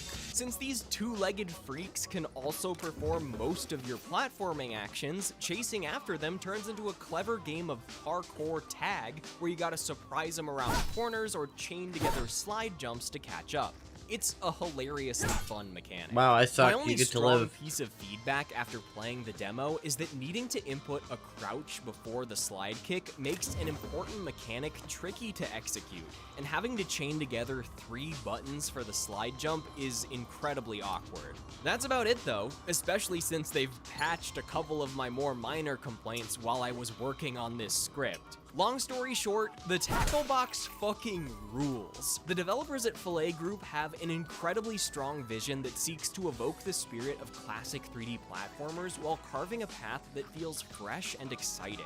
I hope I don't have to eat my own words here, but if the Excuse full me. game manages to maintain and expand upon the strong core shown in this demo, I can easily see the big catch becoming an all-timer.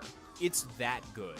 Now I just have to wait for the full release. Hey, if the devs are watching, can I get like a review code, like a year early? Thanks. Every time I make one of these indie videos, I usually pull some sort of saving the best for last.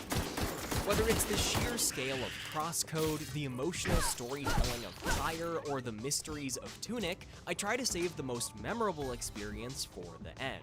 For this video, the choice was incredibly tough. Hell, maybe I'd say wow, the tie shotgun with sucks. Stranger, but we're here at the last game for some reason. In the first compilation I ever made, my final game was Sayonara Wild Hearts by Samogo. And this time, it's Lorelei and the Laser Eyes by Samogo.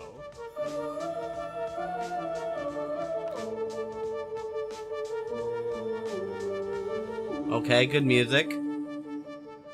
Immediately after its announcement in 2022, Lorelei and the Laser Eyes became one of my most anticipated indie games, despite having no idea what the actual game was about. Samogo is a studio that somehow manages to redefine themselves with every release and still drop banger after banger. And after like recently Supergiant. finishing Lorelei, they fucking did it again! It's nothing short of a masterpiece, a game so painstakingly dedicated to its vision that not a single number, not a single word, not a single pixel is taken for granted. I feel I can only scratch the surface of interpreting its layers of interactive commentary on connecting art and audience, but for a puzzle game that left me feeling more obsessed after each hour of skimming through astrological signs and Roman numerals, maybe my lack of words is fitting.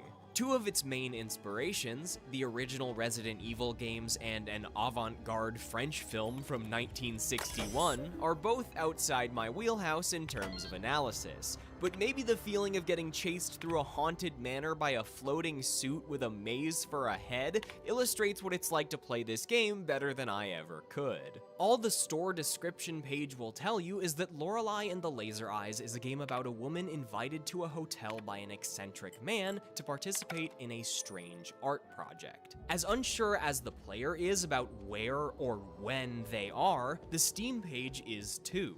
Imagine an old Baroque manor, perhaps a hotel or museum somewhere in Central Europe. I have been asked to approach you about a project related to events in 1847, 1963, 2014, and one happening in the very near future.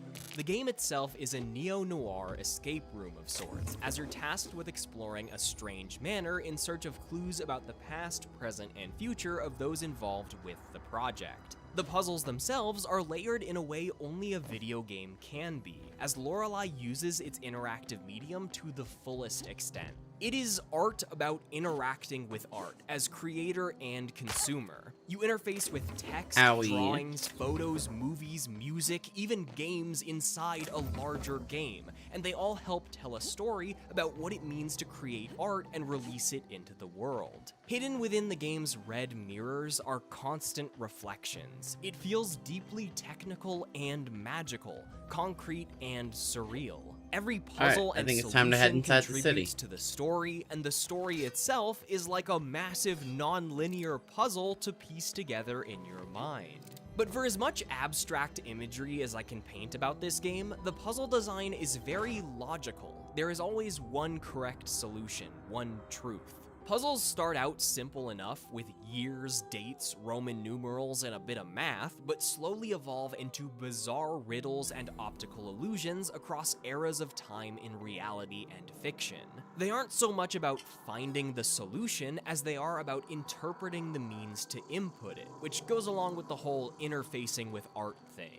Also, as a neat little piece of game design, most solutions are shuffled around so that you can't directly rip answers from a guide. If a door wants you to put a code in, the number will likely be randomized, which means even if you do look up the answers, you still have to engage with every single piece of the game to beat it. But also, like, don't follow a guide. Lorelei's difficulty is so well designed that the best way to experience it is by going in as blind as possible. Bring nothing but your big ol' beautiful brain. And a notebook. Maybe two. I had the one they sent me to keep track of Roman numerals and star signs, and my other one barely looks recognize like I this was place. deciphering a government conspiracy I still and remember the planning a murder at layout. the same time. By the way, don't spoil yourself by actually looking at my notes. You know what? Even if you did look, what the fuck are you gonna get from this? Like, that's just a drawing of a house. At this point, I feel as if I may have already spoiled too much, so I'll close with this. Lorelei and the Laser Eyes is a tour de force. It's a game by creatives at the top of their game, armed with the collective expertise and knowledge of nearly 15 years in game development. I'd call it a magnum opus, but that would assume Simogo won't make anything better, and having followed the studio since 2010, as a kid putting Cosmo Spin on my iPod Touch, I truly think the sky's the limit for them. With Simogo, you never really know what's next. An adorable endless runner, a goofy rhythm game, a puzzle game where you gotta rotate your phone and shit, a pop album video game. Then after the pop album, they went, okay, colors are hard. Let's do black and white. And casually cooked up one of the best puzzle games I've ever played. I don't really know if I have anything else poetic to say here. I just love indie games, man. Yay, Yako! Hey, so remember how this video is called 8 indie games you need to try? Remember how I said Lorelei and the Laser Eyes was the final game because I try to save the best for last? Well, what would it mean if, hypothetically, in the middle of editing this video, several weeks after completing the script, I played an indie game that was so good, I felt compelled to insert it into an already completed video and lie to you, dear viewer, in order to keep my series titles consistent. It's kind of like when you think the JRPG is over after the final boss, but then you have to fight God. I just think I'd go a little insane if I had to sit on this discovery for months, and this definitely won't be the only time I talk about it. So...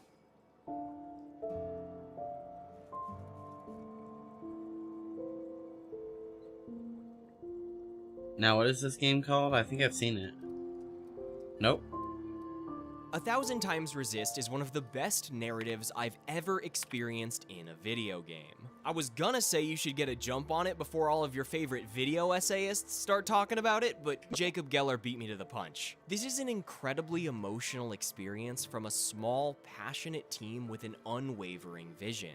It's part gripping sci-fi adventure, part fierce political commentary, and part generational trauma, motherhood, Hong Kong protests, and so many other themes that I would struggle to fit them all in this recommendation. Considering one of the game's main ideas concerns what we take with us and what we leave behind, maybe that's fitting. Sorry, you won't fit in my backpack. In 1000 Times Resist, you play as Watcher, one of many cloned sisters carrying out their duty in service of an immortal teenager who calls herself the All-Mother. To perform your function, you commune with All-Mother and relive scrambled memories of her childhood. And telling you any more would take away from the absolute genius of this game's storytelling. 1000 Times Resist threw me for a loop over and over again. It'd drop a scene so vivid and striking it could be a painting in a museum, and then I'd walk around it and through it and see it from different angles, viewpoints, and control schemes. Then I'd get sucker punched with a line of dialogue harrowing enough to make my stomach turn. And then, after catching my breath, I'd take a right hook to the jaw from a plot twist I could have never seen coming.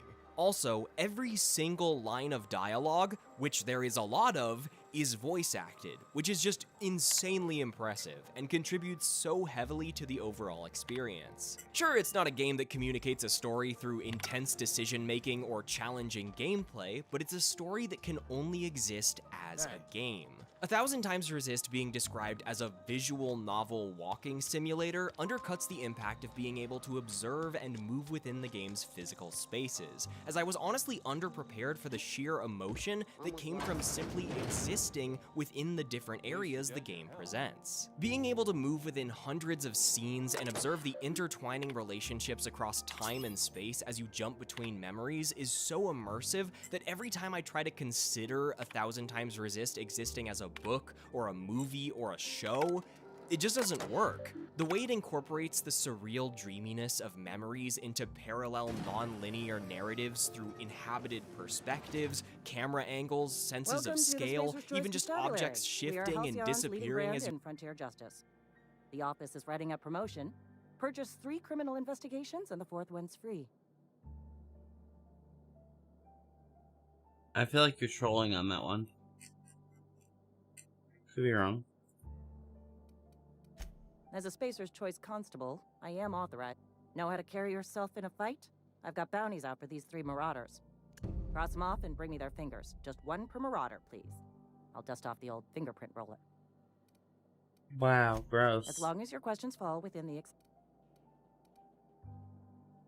Alright, bye.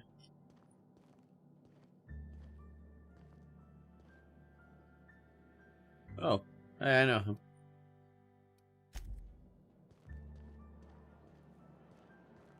Friend of mine died a couple weeks back. Still ain't past it. Don't let the boss catch you saying that. Yes, Mr. Thompson. Give me the fine, fucking Mr. money. Thompson. Never been healthier. Oh, sweet merciful law. A marauder's in my domicile. Hell yeah, I am.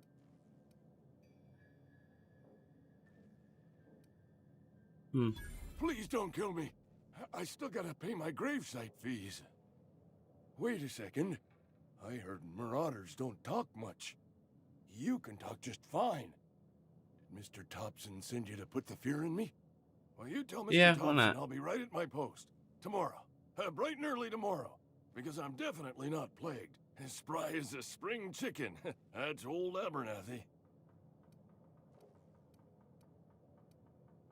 You some sort of wandering alienist? Walking into a man's own domicile, pestering him about his mental state? Yeah, sort of. Silas knows, doesn't he? That's why he sent you. That's why he wants me to pay up. He knows.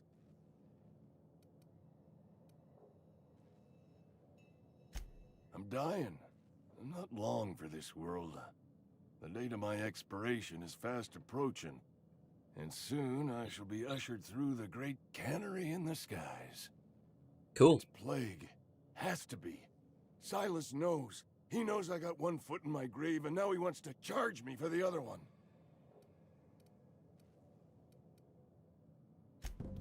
I'll pay your fees. I don't want any trouble from Silas. But if you could see a way to freelancing for me, I could really use the help. What do you want? Couple hours out of your day and some light second story work. That's all. There's a cache of anthracillin tucked away in the old community center. Powerful stuff. Stronger than what we got, anyway. I need you to break in, nab that medicine, and bring it back to me. Why? I'll do. So. Ugh, I guess. I know. Reed would have wrote me up. Constable would have locked me up and wrote me up. Could have gone to see the good vicar, but I never did find my courage. Bye, loser.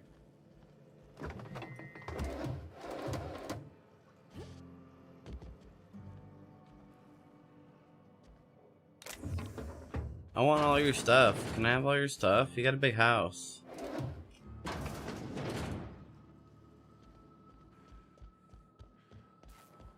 You're making a mistake working for Adam. Me? Hi. Excuse me. I'm Esther Blaine, Spacer's Choice Actuary. I overheard your talk with Abernathy. I hope you're not thinking about getting him that medicine. Abernathy okay. is a well-known hypochondriac.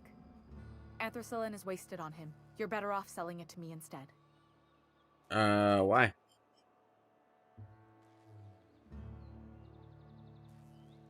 I probably shouldn't tell you.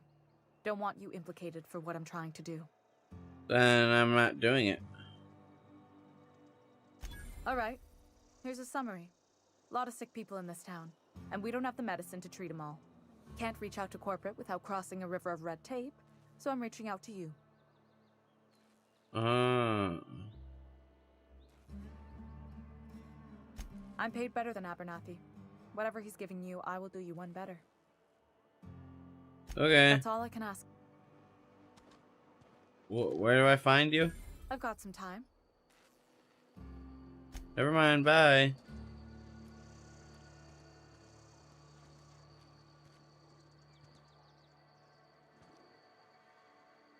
Damn, they ugly.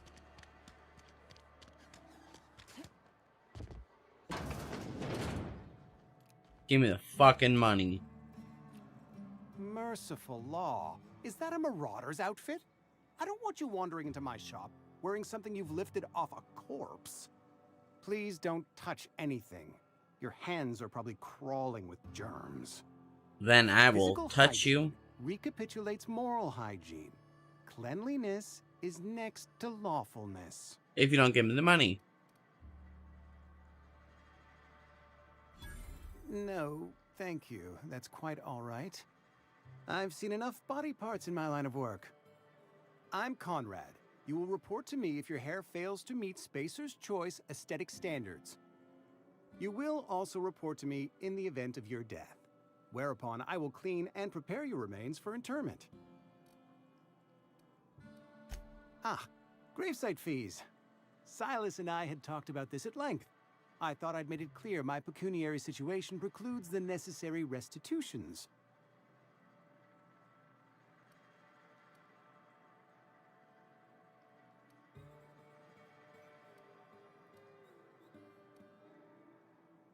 I don't know a couple of those words, so I'm gonna look them up.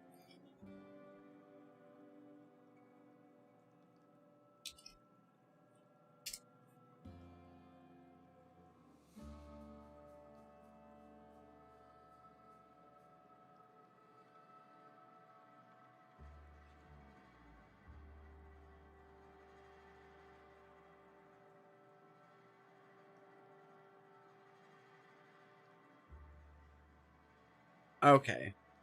Pecuniary is money. So his money situation makes it impossible for him to have the necessary funds. As broke as pie crust, friend. Bidless, indigent, destitute. I simply cannot afford it. I am a blemish on the prosperity of our fair settlement. When I expire, I expect Silas to toss my body into a ditch. It's pretty sad, bro.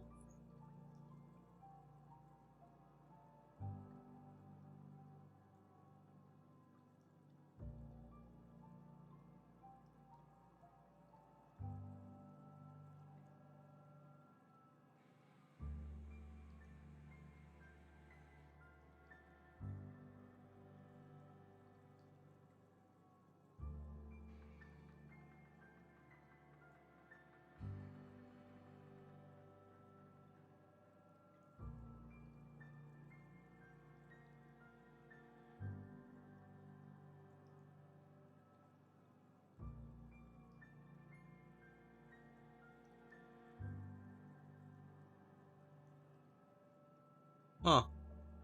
That was a weird beat.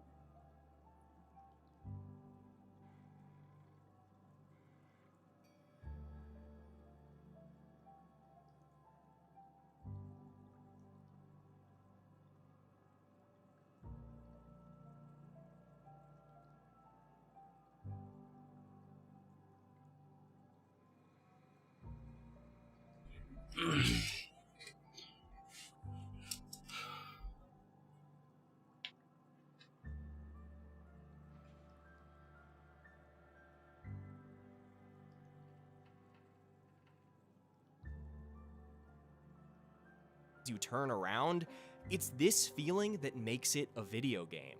It's also an extremely good video game with a so beautiful I dragged my ass back to the piano soundtrack, so I hope it continues to receive the attention it deserves. During the production of this video, I've just felt grateful. Lucky to not only get to play so many amazing games, but to be able to share them with an audience and interact with the people that make them.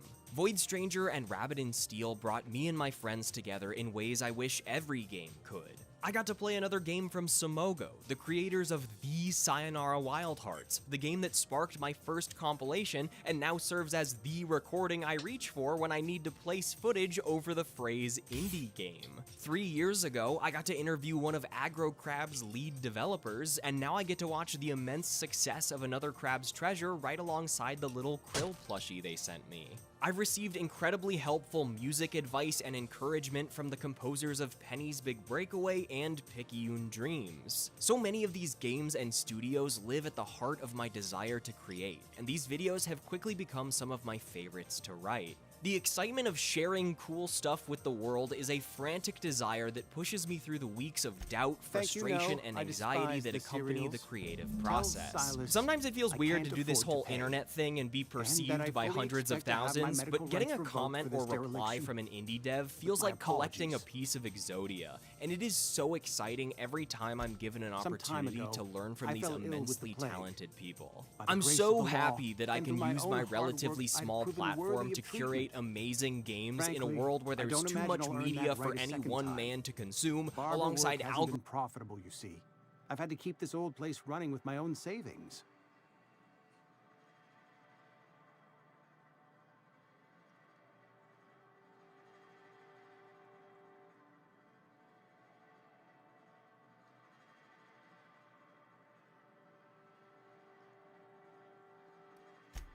Not a bad idea. But I'd need some kind of collateral. My pair of lucky clippers. No, that won't do. Your idea intrigues me, but I'm afraid I don't have anything to give Silas. I'm open to suggestions. Okay.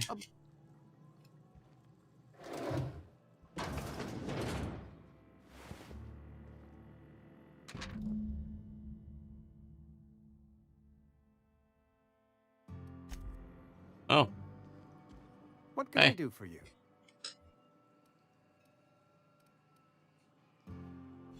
Oh?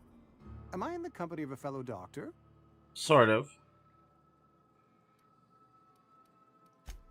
I am a Spacer's Choice certified surgeon, and if you must know, I can stitch a severed thumb with a 58% chance of avoiding gangrene. You know about Eugene? How?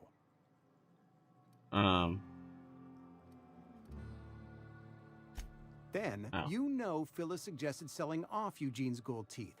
I didn't approve of the idea then, and I don't approve of it now.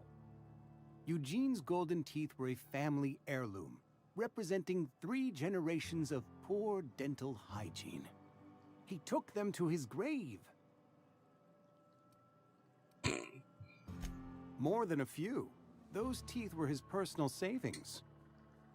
I can't ask Silas to dig up a man's body and pry a few teeth loose from his jaw just to pay my bills. Can I? Here you are.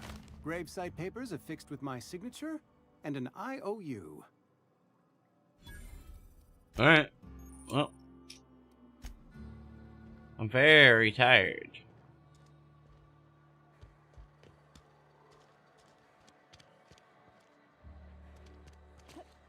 Keep your distance, friend. Sick house is no place for a traveler.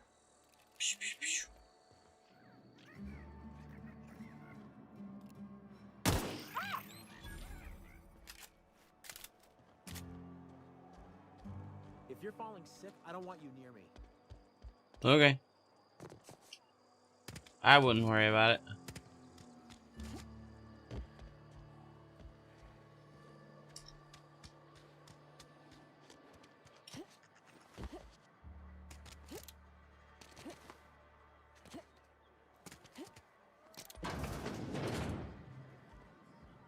You read the latest report? The part that said we exploded.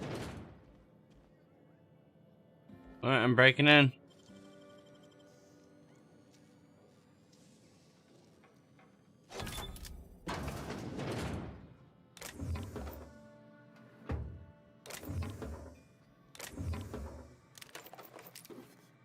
Thanks. I crimed you guys. You should have questioned the lady that just walked into your storeroom. Just saying.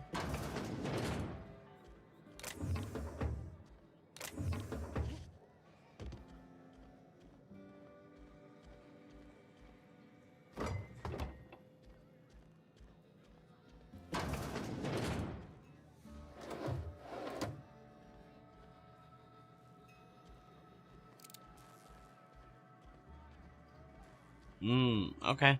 Well, y'all have been significantly robbed, I suppose.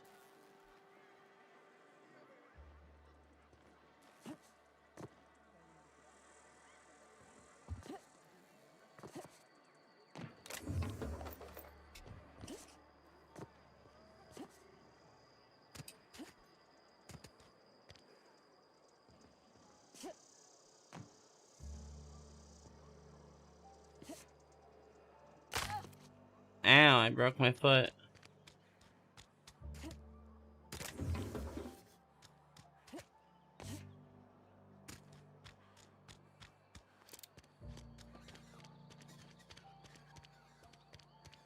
Alright, buddy.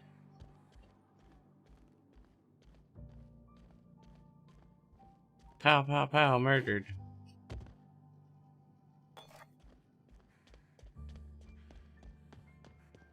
Hey there, Mary.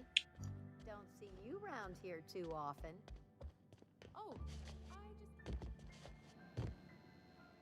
Yes, what is it? Hey. You're an outsider. Fantastic. Vicar Maximilian de Soto at your service. Or Vicar Max if you're the sort who prefers brevity. I so rarely get new people to talk to. Name your poison, anything at all. Spiritual counseling? This season's tossball predictions? The quickest way out of town? Mechanical tomfoolery is well out of my purview. I suggest you take such matters to Mr. Thompson in the cannon. Oh, and a word of warning. No good. If you're considering wandering around outside the safety of the town, you'd best be cautious.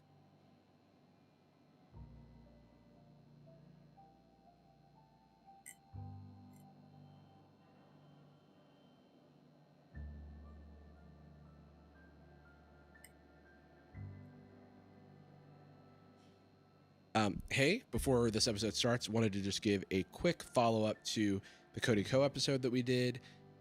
We pledged all of that, all of the revenue from that episode to RAIN, which is a organization that deals with victims of sexual violence. And just for transparency, wanted to note that we have donated a little over $5,700 there. It's easy to promise, but we didn't want to just let it The go. marauders I met when I ventured outside the walls might agree with you. But also wanted to mention... Bastards snuck up on me while I was dutifully hunting for a banned book in a collector's library. Barely escaped with my life. But you see, one of the reasons I transferred here was to get my hands on that heretical text. If you managed to acquire it for me, I'd pay quite a handsome sum for the book. Okay, cool. Sounds good.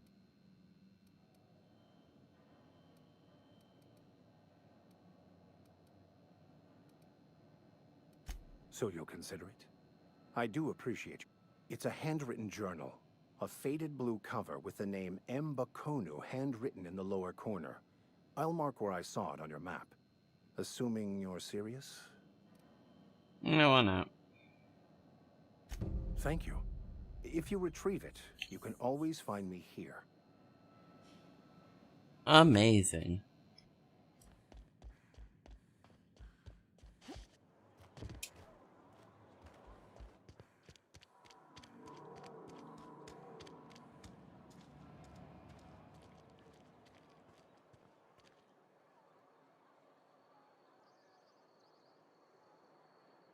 Before we jump into this episode. So, enjoy. Welcome to Sad Boys, a podcast about feelings and other things also. I'm Jarvis. I'm Jordan. I discovered something really jacked up yesterday. Oh, no. Chitan. National Ambassador for Japanese tourism. Hi. Beloved Chitan, doing goofy, silly, whimsical little activities to, I guess, just generally promote the idea of Japan. Correct. What animal do you think Chitan is? I was thinking... I was going to give 3 answers, and they're all kind of all over the place. Okay. I was like weasel, mouse, bear. Those are the 3. All of that lands. You know, like those. I'm trying to triangulate. Weasel, I feel weasel and rat actually have been kind of ruined by the mafia as terms. Right. They, You're the new if it, worker? they feel No. Whatever. Make it quick, You trying to Thunderfoot, weasel out I'm of something, busy. huh? Yeah. Bear could be kind of a plushy, Yeah, cute like a little teddy I was bear. still on about bear, that. yeah. Here, take the fees. So messed up I'd if I told appreciate you it that if you didn't Cheetan's tell an Reed I was late otter. on my payment. Oh, there we go. Because they're not my fees and not my gravesite. Yeah, actually, he's Guy I a worked with shot 0-year-old himself. fairy I paid baby. the bill. The hell? Yeah, Excuse me. Oh, He's okay. such a fucking Bye. idiot, His dude. hat's a I could do without the turtle? sarcasm. What's going on? Wasn't He wears a acting turtle out of suit. the Oh, goodness I of didn't my even heart. think about. I just thought it was All otter required jelly. is kind of delinquent makes gravesite sense, fees though. to Now be that I paid think by about the it, party's closest He's an living otter, and that relative, does which bring meant into some. shame, though. I love those little guys. Otters? Maybe my favorite ever. I They're do like very otters. fun. Yeah. I like that so much of their life is spent on what they think is work. I like when animals They think hold they have hands? jobs. They hold hands. They play with cups. I love I these haven't little seen them dudes. play with cups. What do they do with cups? There's like a classic clip of an otter playing with, taking different sizes of cup, putting them together, little doing game. competitive cup stacking. He's crushing it, dude. Yeah. He's doing the cup song. Yeah, right. They actually based it off of an otter. It's really impressive. It's actually appropriation. But they do. Anna Kendrick should be ashamed. Yeah, actually, you're right. But there is a viral clip from many moons ago, I think, at this point, where it's an otter playing with like stacking cups, and they'll unstack them and throw the back of the water, and the otter will cup them up. And at one point, one of the zookeepers throws a improperly stacked set, where one of the bigger ones is in the other one, and the otter starts doing it, realizes they're improperly stacked, and looks at the woman. Oh, that's great. Yeah. And he's just like, "Excusez-moi." He So- speaks, if you can believe it. Yeah, he does speak. He says, "I'm Japanese." It's funny that you mentioned Cheetan, because I've also been thinking of Cheetan lately, Japan's crazy mascot. Cheetan But as a summary for people that don't know, Yeah. it's just a mascot that does slapstick primarily. does slapstick, and the reason that I think everybody's talking about it is because we're some of the last people that still use X, the Everything app. Oh, what do formerly people use known for as everything? Twitter. Yeah, I don't know. Groceries. They use like an individual thing for everything. Everyone's left X as like an advertiser because every day Elon comes up with some new, like he just like lost the entire country of Brazil.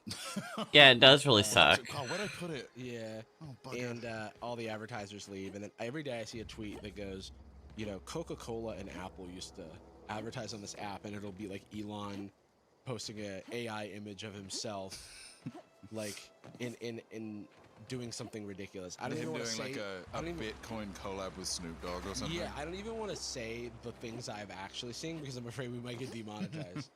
but then That's because YouTube's the Grave nothing digging's a app. fine yeah, They don't allow YouTube's the nothing anything. app. Always work to be had. and The one near it- thing that brings a smile to my face, it brightens my day Run every into single any time, trouble? is an ad Yeah. that presumably is paid for by like Reliable work from a the Japan freelancer. Tourism That's Board gonna or take some something getting. that The only to one promote still in. to And I'll promote buy you a Cheetan, drink and it goes, sometime. "Hi, I'm Cheetan, Japan's crazy mascot," and it's him Uh, like suppose you've suplexing earned it. somebody One good or like turn deserves using a another. flamethrower Yay. chainsaw on something. See, that is what the Everything app's lack of censorship allows us to Yeah. see. Is Yeah. a violent 0-year-old fairy baby otter doing like a stone Right, cold bye. stunner on like the president. or Exactly. something. That's what I want. And Cheetan's ready to give the people what they want, and that's why I was alerted in our podcast group chat that Cheetan was streaming on TikTok. Hell yeah. And I screen recorded some of it. Oh, really? Yeah, and so I want to show you that's guys illegal. What the some hell? of this. It does feel like the guy behind the camera is like, "Domo arigato." No worries, Cheetan. Thank you, Cheetan. What is the iPad for? That's not where they're streaming from. I think it's where Cheetan can read the chat. Oh, that's the live convo. I can't believe Cheetan can see anything. Just spinning it off out of frame. Alright, I really need to sleep.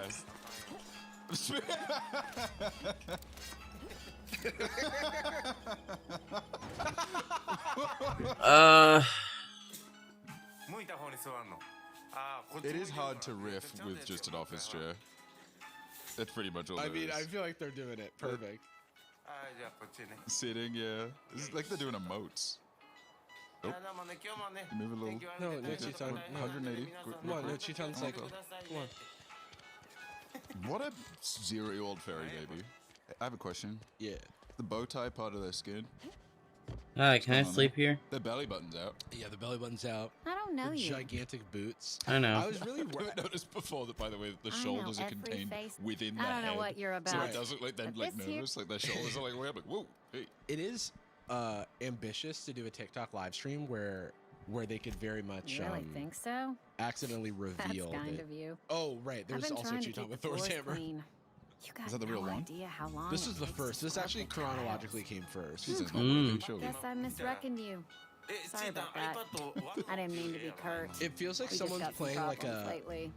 Oh I no, can get you a Cheaton, drink don't. if you'd like. Gotta ask you to enjoy your Cheaton's beverage instinct is within to the smash premises, like though. such a It is straw. very interesting that bringing a of drink the over to people those who can hold deserters. Mjolnir, You Cheaton understand. is one of them. Coming right Smash their own hand? The people inside of mascot suits in general, I have so much respect for them. Oh, dude. We can stop this. I forget, like a mid-summer Mets game in the suit, and you have to jump, or like was it a Gritty? That little, that creepy one? The creepy one, yeah. Furry suit. Yeah. In the heat, running around, grabbing people. The mascot What's for the Georgia sort Tech, button? Buzz, the person in the Buzz costume was always like running up and down the sidelines and Can I like see this guy? doing Does he got a little gymnastics. stinger or something? Yeah, it's very cute. Yeah, you could look at Buzz, Georgia Tech mascot. But yeah, the person in the Buzz costume is always like the most athletic, as athletic as the football players on the field. guy on the left, he well, seems genuinely we'll get you bothered mostly by the hornet, the bee. I don't know. Wait, yeah, what is a yellow jacket? Can we Google that? Do you That Buzz now? Lightyear or something. And what makes you Wasp. think Mr. Top? Oh, You want are to they talk to different? Mr. Thompson? Yeah, they are. What's a Try wasp ignoring doing? your duties. Paper I think wasp. wasps are carnivorous. Oh, that's rude. So they're just mean. Okay, where can I sleep in this town? Oh. Sorry. What is the point of looking like this if you're not doing honey? That's like the whole. Like bumblebees are so Oh cute. wait. There's so many different. There's so many similar things. But yeah, bee is like a misnomer because everyone thinks it's a bee. But Do you think I it's know like not a when bee. if you say like you're a YouTuber or you do a podcast and someone goes like, oh, you do like Mr. Beast stuff? Yeah, like are you on Twitch? Do you do streaming? No, there's like a bunch of different types of bee actually. Bunny, right? No, unfortunately. Why they Social different? structure. I mean, they do have interesting social publishers. structures. Yeah. Okay, I got another one. So this one I got at Pokemon Worlds. Oh hell yeah! And what I You asked why what it's I taking kept so long to laughing fix. about was it felt like Don't apologize. the instructions. So this was someone. This was during the Since medaling we've got a ceremony where they guest. were like giving people Really now, Parvati, their I do wish trophies you'd and stuff. spoken up. And it's amazing. And congrats to all the I was competitors. given no I loved forewarning of watching your them competing. arrival, or I might have welcomed you at the It gates myself. feels like Pikachu got the note to never stop moving. You were saying, Okay, Hey, what else do you tell So him? keep that in mind. Keep that in mind. I can bandage her up and all, but she's just Oh geez, that's a lot of movement. old. I'm getting Sorry, tired looking at I'm him. sorry. Oh, He's wiggling his And I arms do around, wish you'd stop referring to our cannery as best. tilting around. Personification of company Whoa! property is strictly contrary to the Strumming. Spacer's Choice Code of Conduct. Mind Wow. you, He's starting to I gas am a not in the little. habit of allowing my guests to witness such a row. Now, what can I do? Okay, he's too big. I'll say. Oh, I it. think he's perfect size. But I just mean like not canon. It's very Yeah. funny because there's tiny Pikachu's on the trophies. Oh, that must be weird for him. I'm Reed Thompson, outposted minister. It's like if I must Oscar say, hosted wearing the a Academy Marauder's Awards. outfit in This is, by the very way, poor a taste. few minutes I do wish in, you'd show and I your was like, I have to uniform a film little this. more respect. Yeah, This is- it's Louis. He has to do little squads. Of Yeah, course is it kidding? I What, don't how have did that they? kind Well, of- so yeah, there's junior, seniors, Seems I and allowed my masters, excitement to run divisions away for with Oh, no, I myself. mean, is there a kid in the suit? Been a few Oh, seasons since we've had a I visitor do believe it's a master. small adult Yeah, for like a little for like kid. labor Only reasons. regulator we got. Oh, is that because kids can't move that much. Yeah, They have to get Plus- twins. liable to they be don't have a killed strong understandably. core. There's I other. beg your terrible pardon. battle, I am I'll most say. emphatically not There's- keen on sorry, I any got such more. thing. As someone that's fought a I bunch can't of let you kids. Sorry, have our I didn't power realize I was so regulator. passionate about But mascots. I happen to know of another So the one. first thing I want to show is And I happen to the know bravest exactly children how I've you ever may seen. retrieve it without Because drowning if yourself in I the process. was faced with, if I was faced with a My Sprigatito, proposition Fuecoco, and benefits the both of Quaxley us. that were Please, that hear me out. freaking large. There's a power regulator in the old botanical lab. It's Yeah. mostly abandoned, so all that power is being squandered. Go down to the geothermal plant. Reroute power from the botanical district over to us. Once their power's shut down, you can have their regulator and be along on your way. Nah, I'm not gonna do that. You're the first stranger to wander into town in an age. Scripture tells us that nothing happens without reason. Who are you? I do not attend the good vicar's sermons as often as I should, but yes, I am a scientician, born and raised.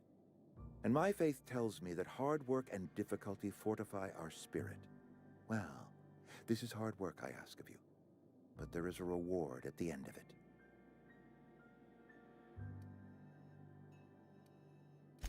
I was not entirely sure how to tell you this. The botanical labs are not legally inhabited, but there are people who live there.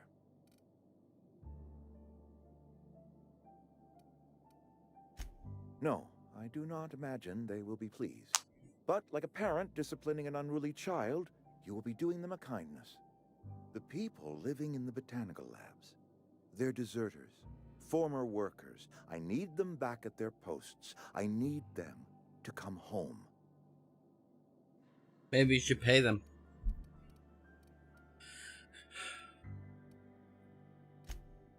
Edgewater is struggling. We haven't hit our production quota in years.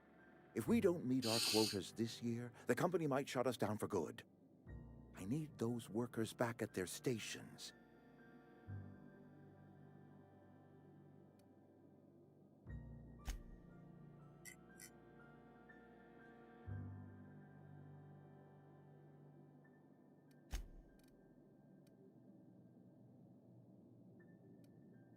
It's our problem, not yours, but I'm asking for your help. If those workers don't come back, Edgewater is going to collapse. My hope is that by cutting off their power, you will convince those deserters to come back to town.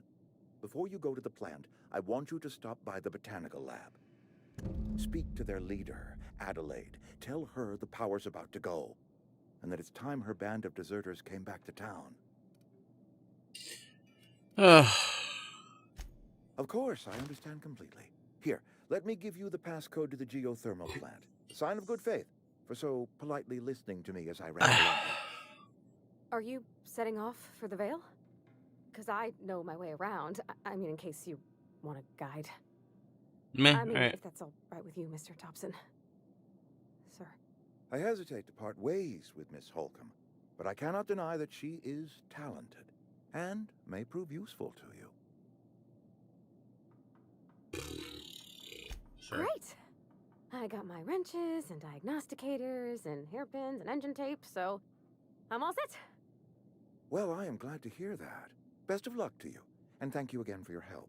It is a lot to ask of a stranger, I know. Let's get going, nerd.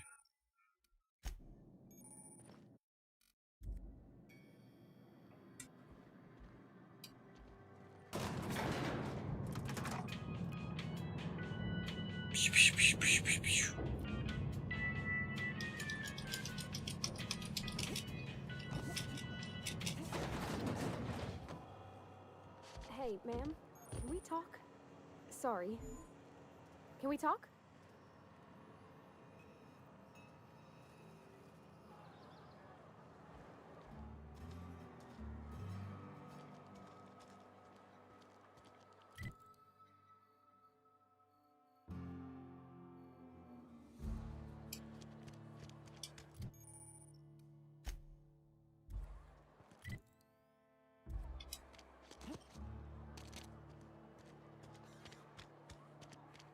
I could have sworn there was an inn or somewhere to sleep, but I guess not. Wonder if the plague's ever gonna pass.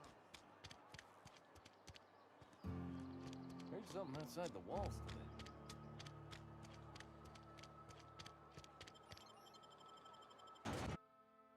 today. Ooh, cool drawing.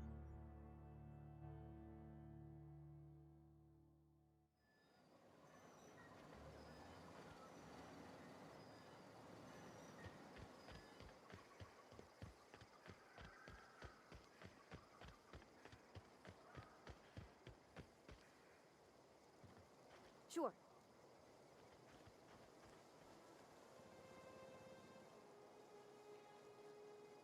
Be right there.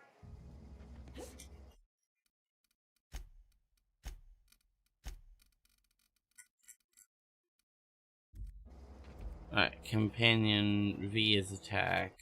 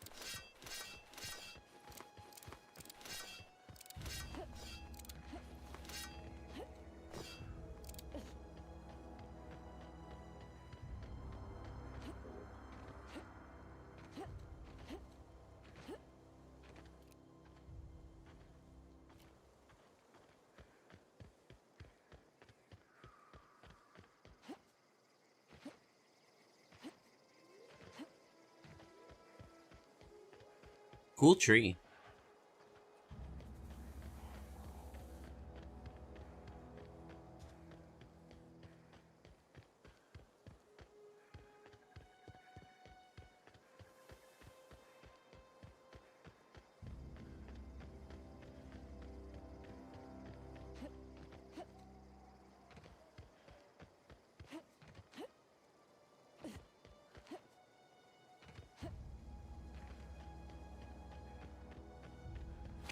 Move along, stranger. We don't want any trouble. Okay. Give me your gun then. You think you're tough, waving that thing around? No, not necessarily. Yeah. Go ahead and ignore the lady with the gun. Alright, I did. You're not threatening.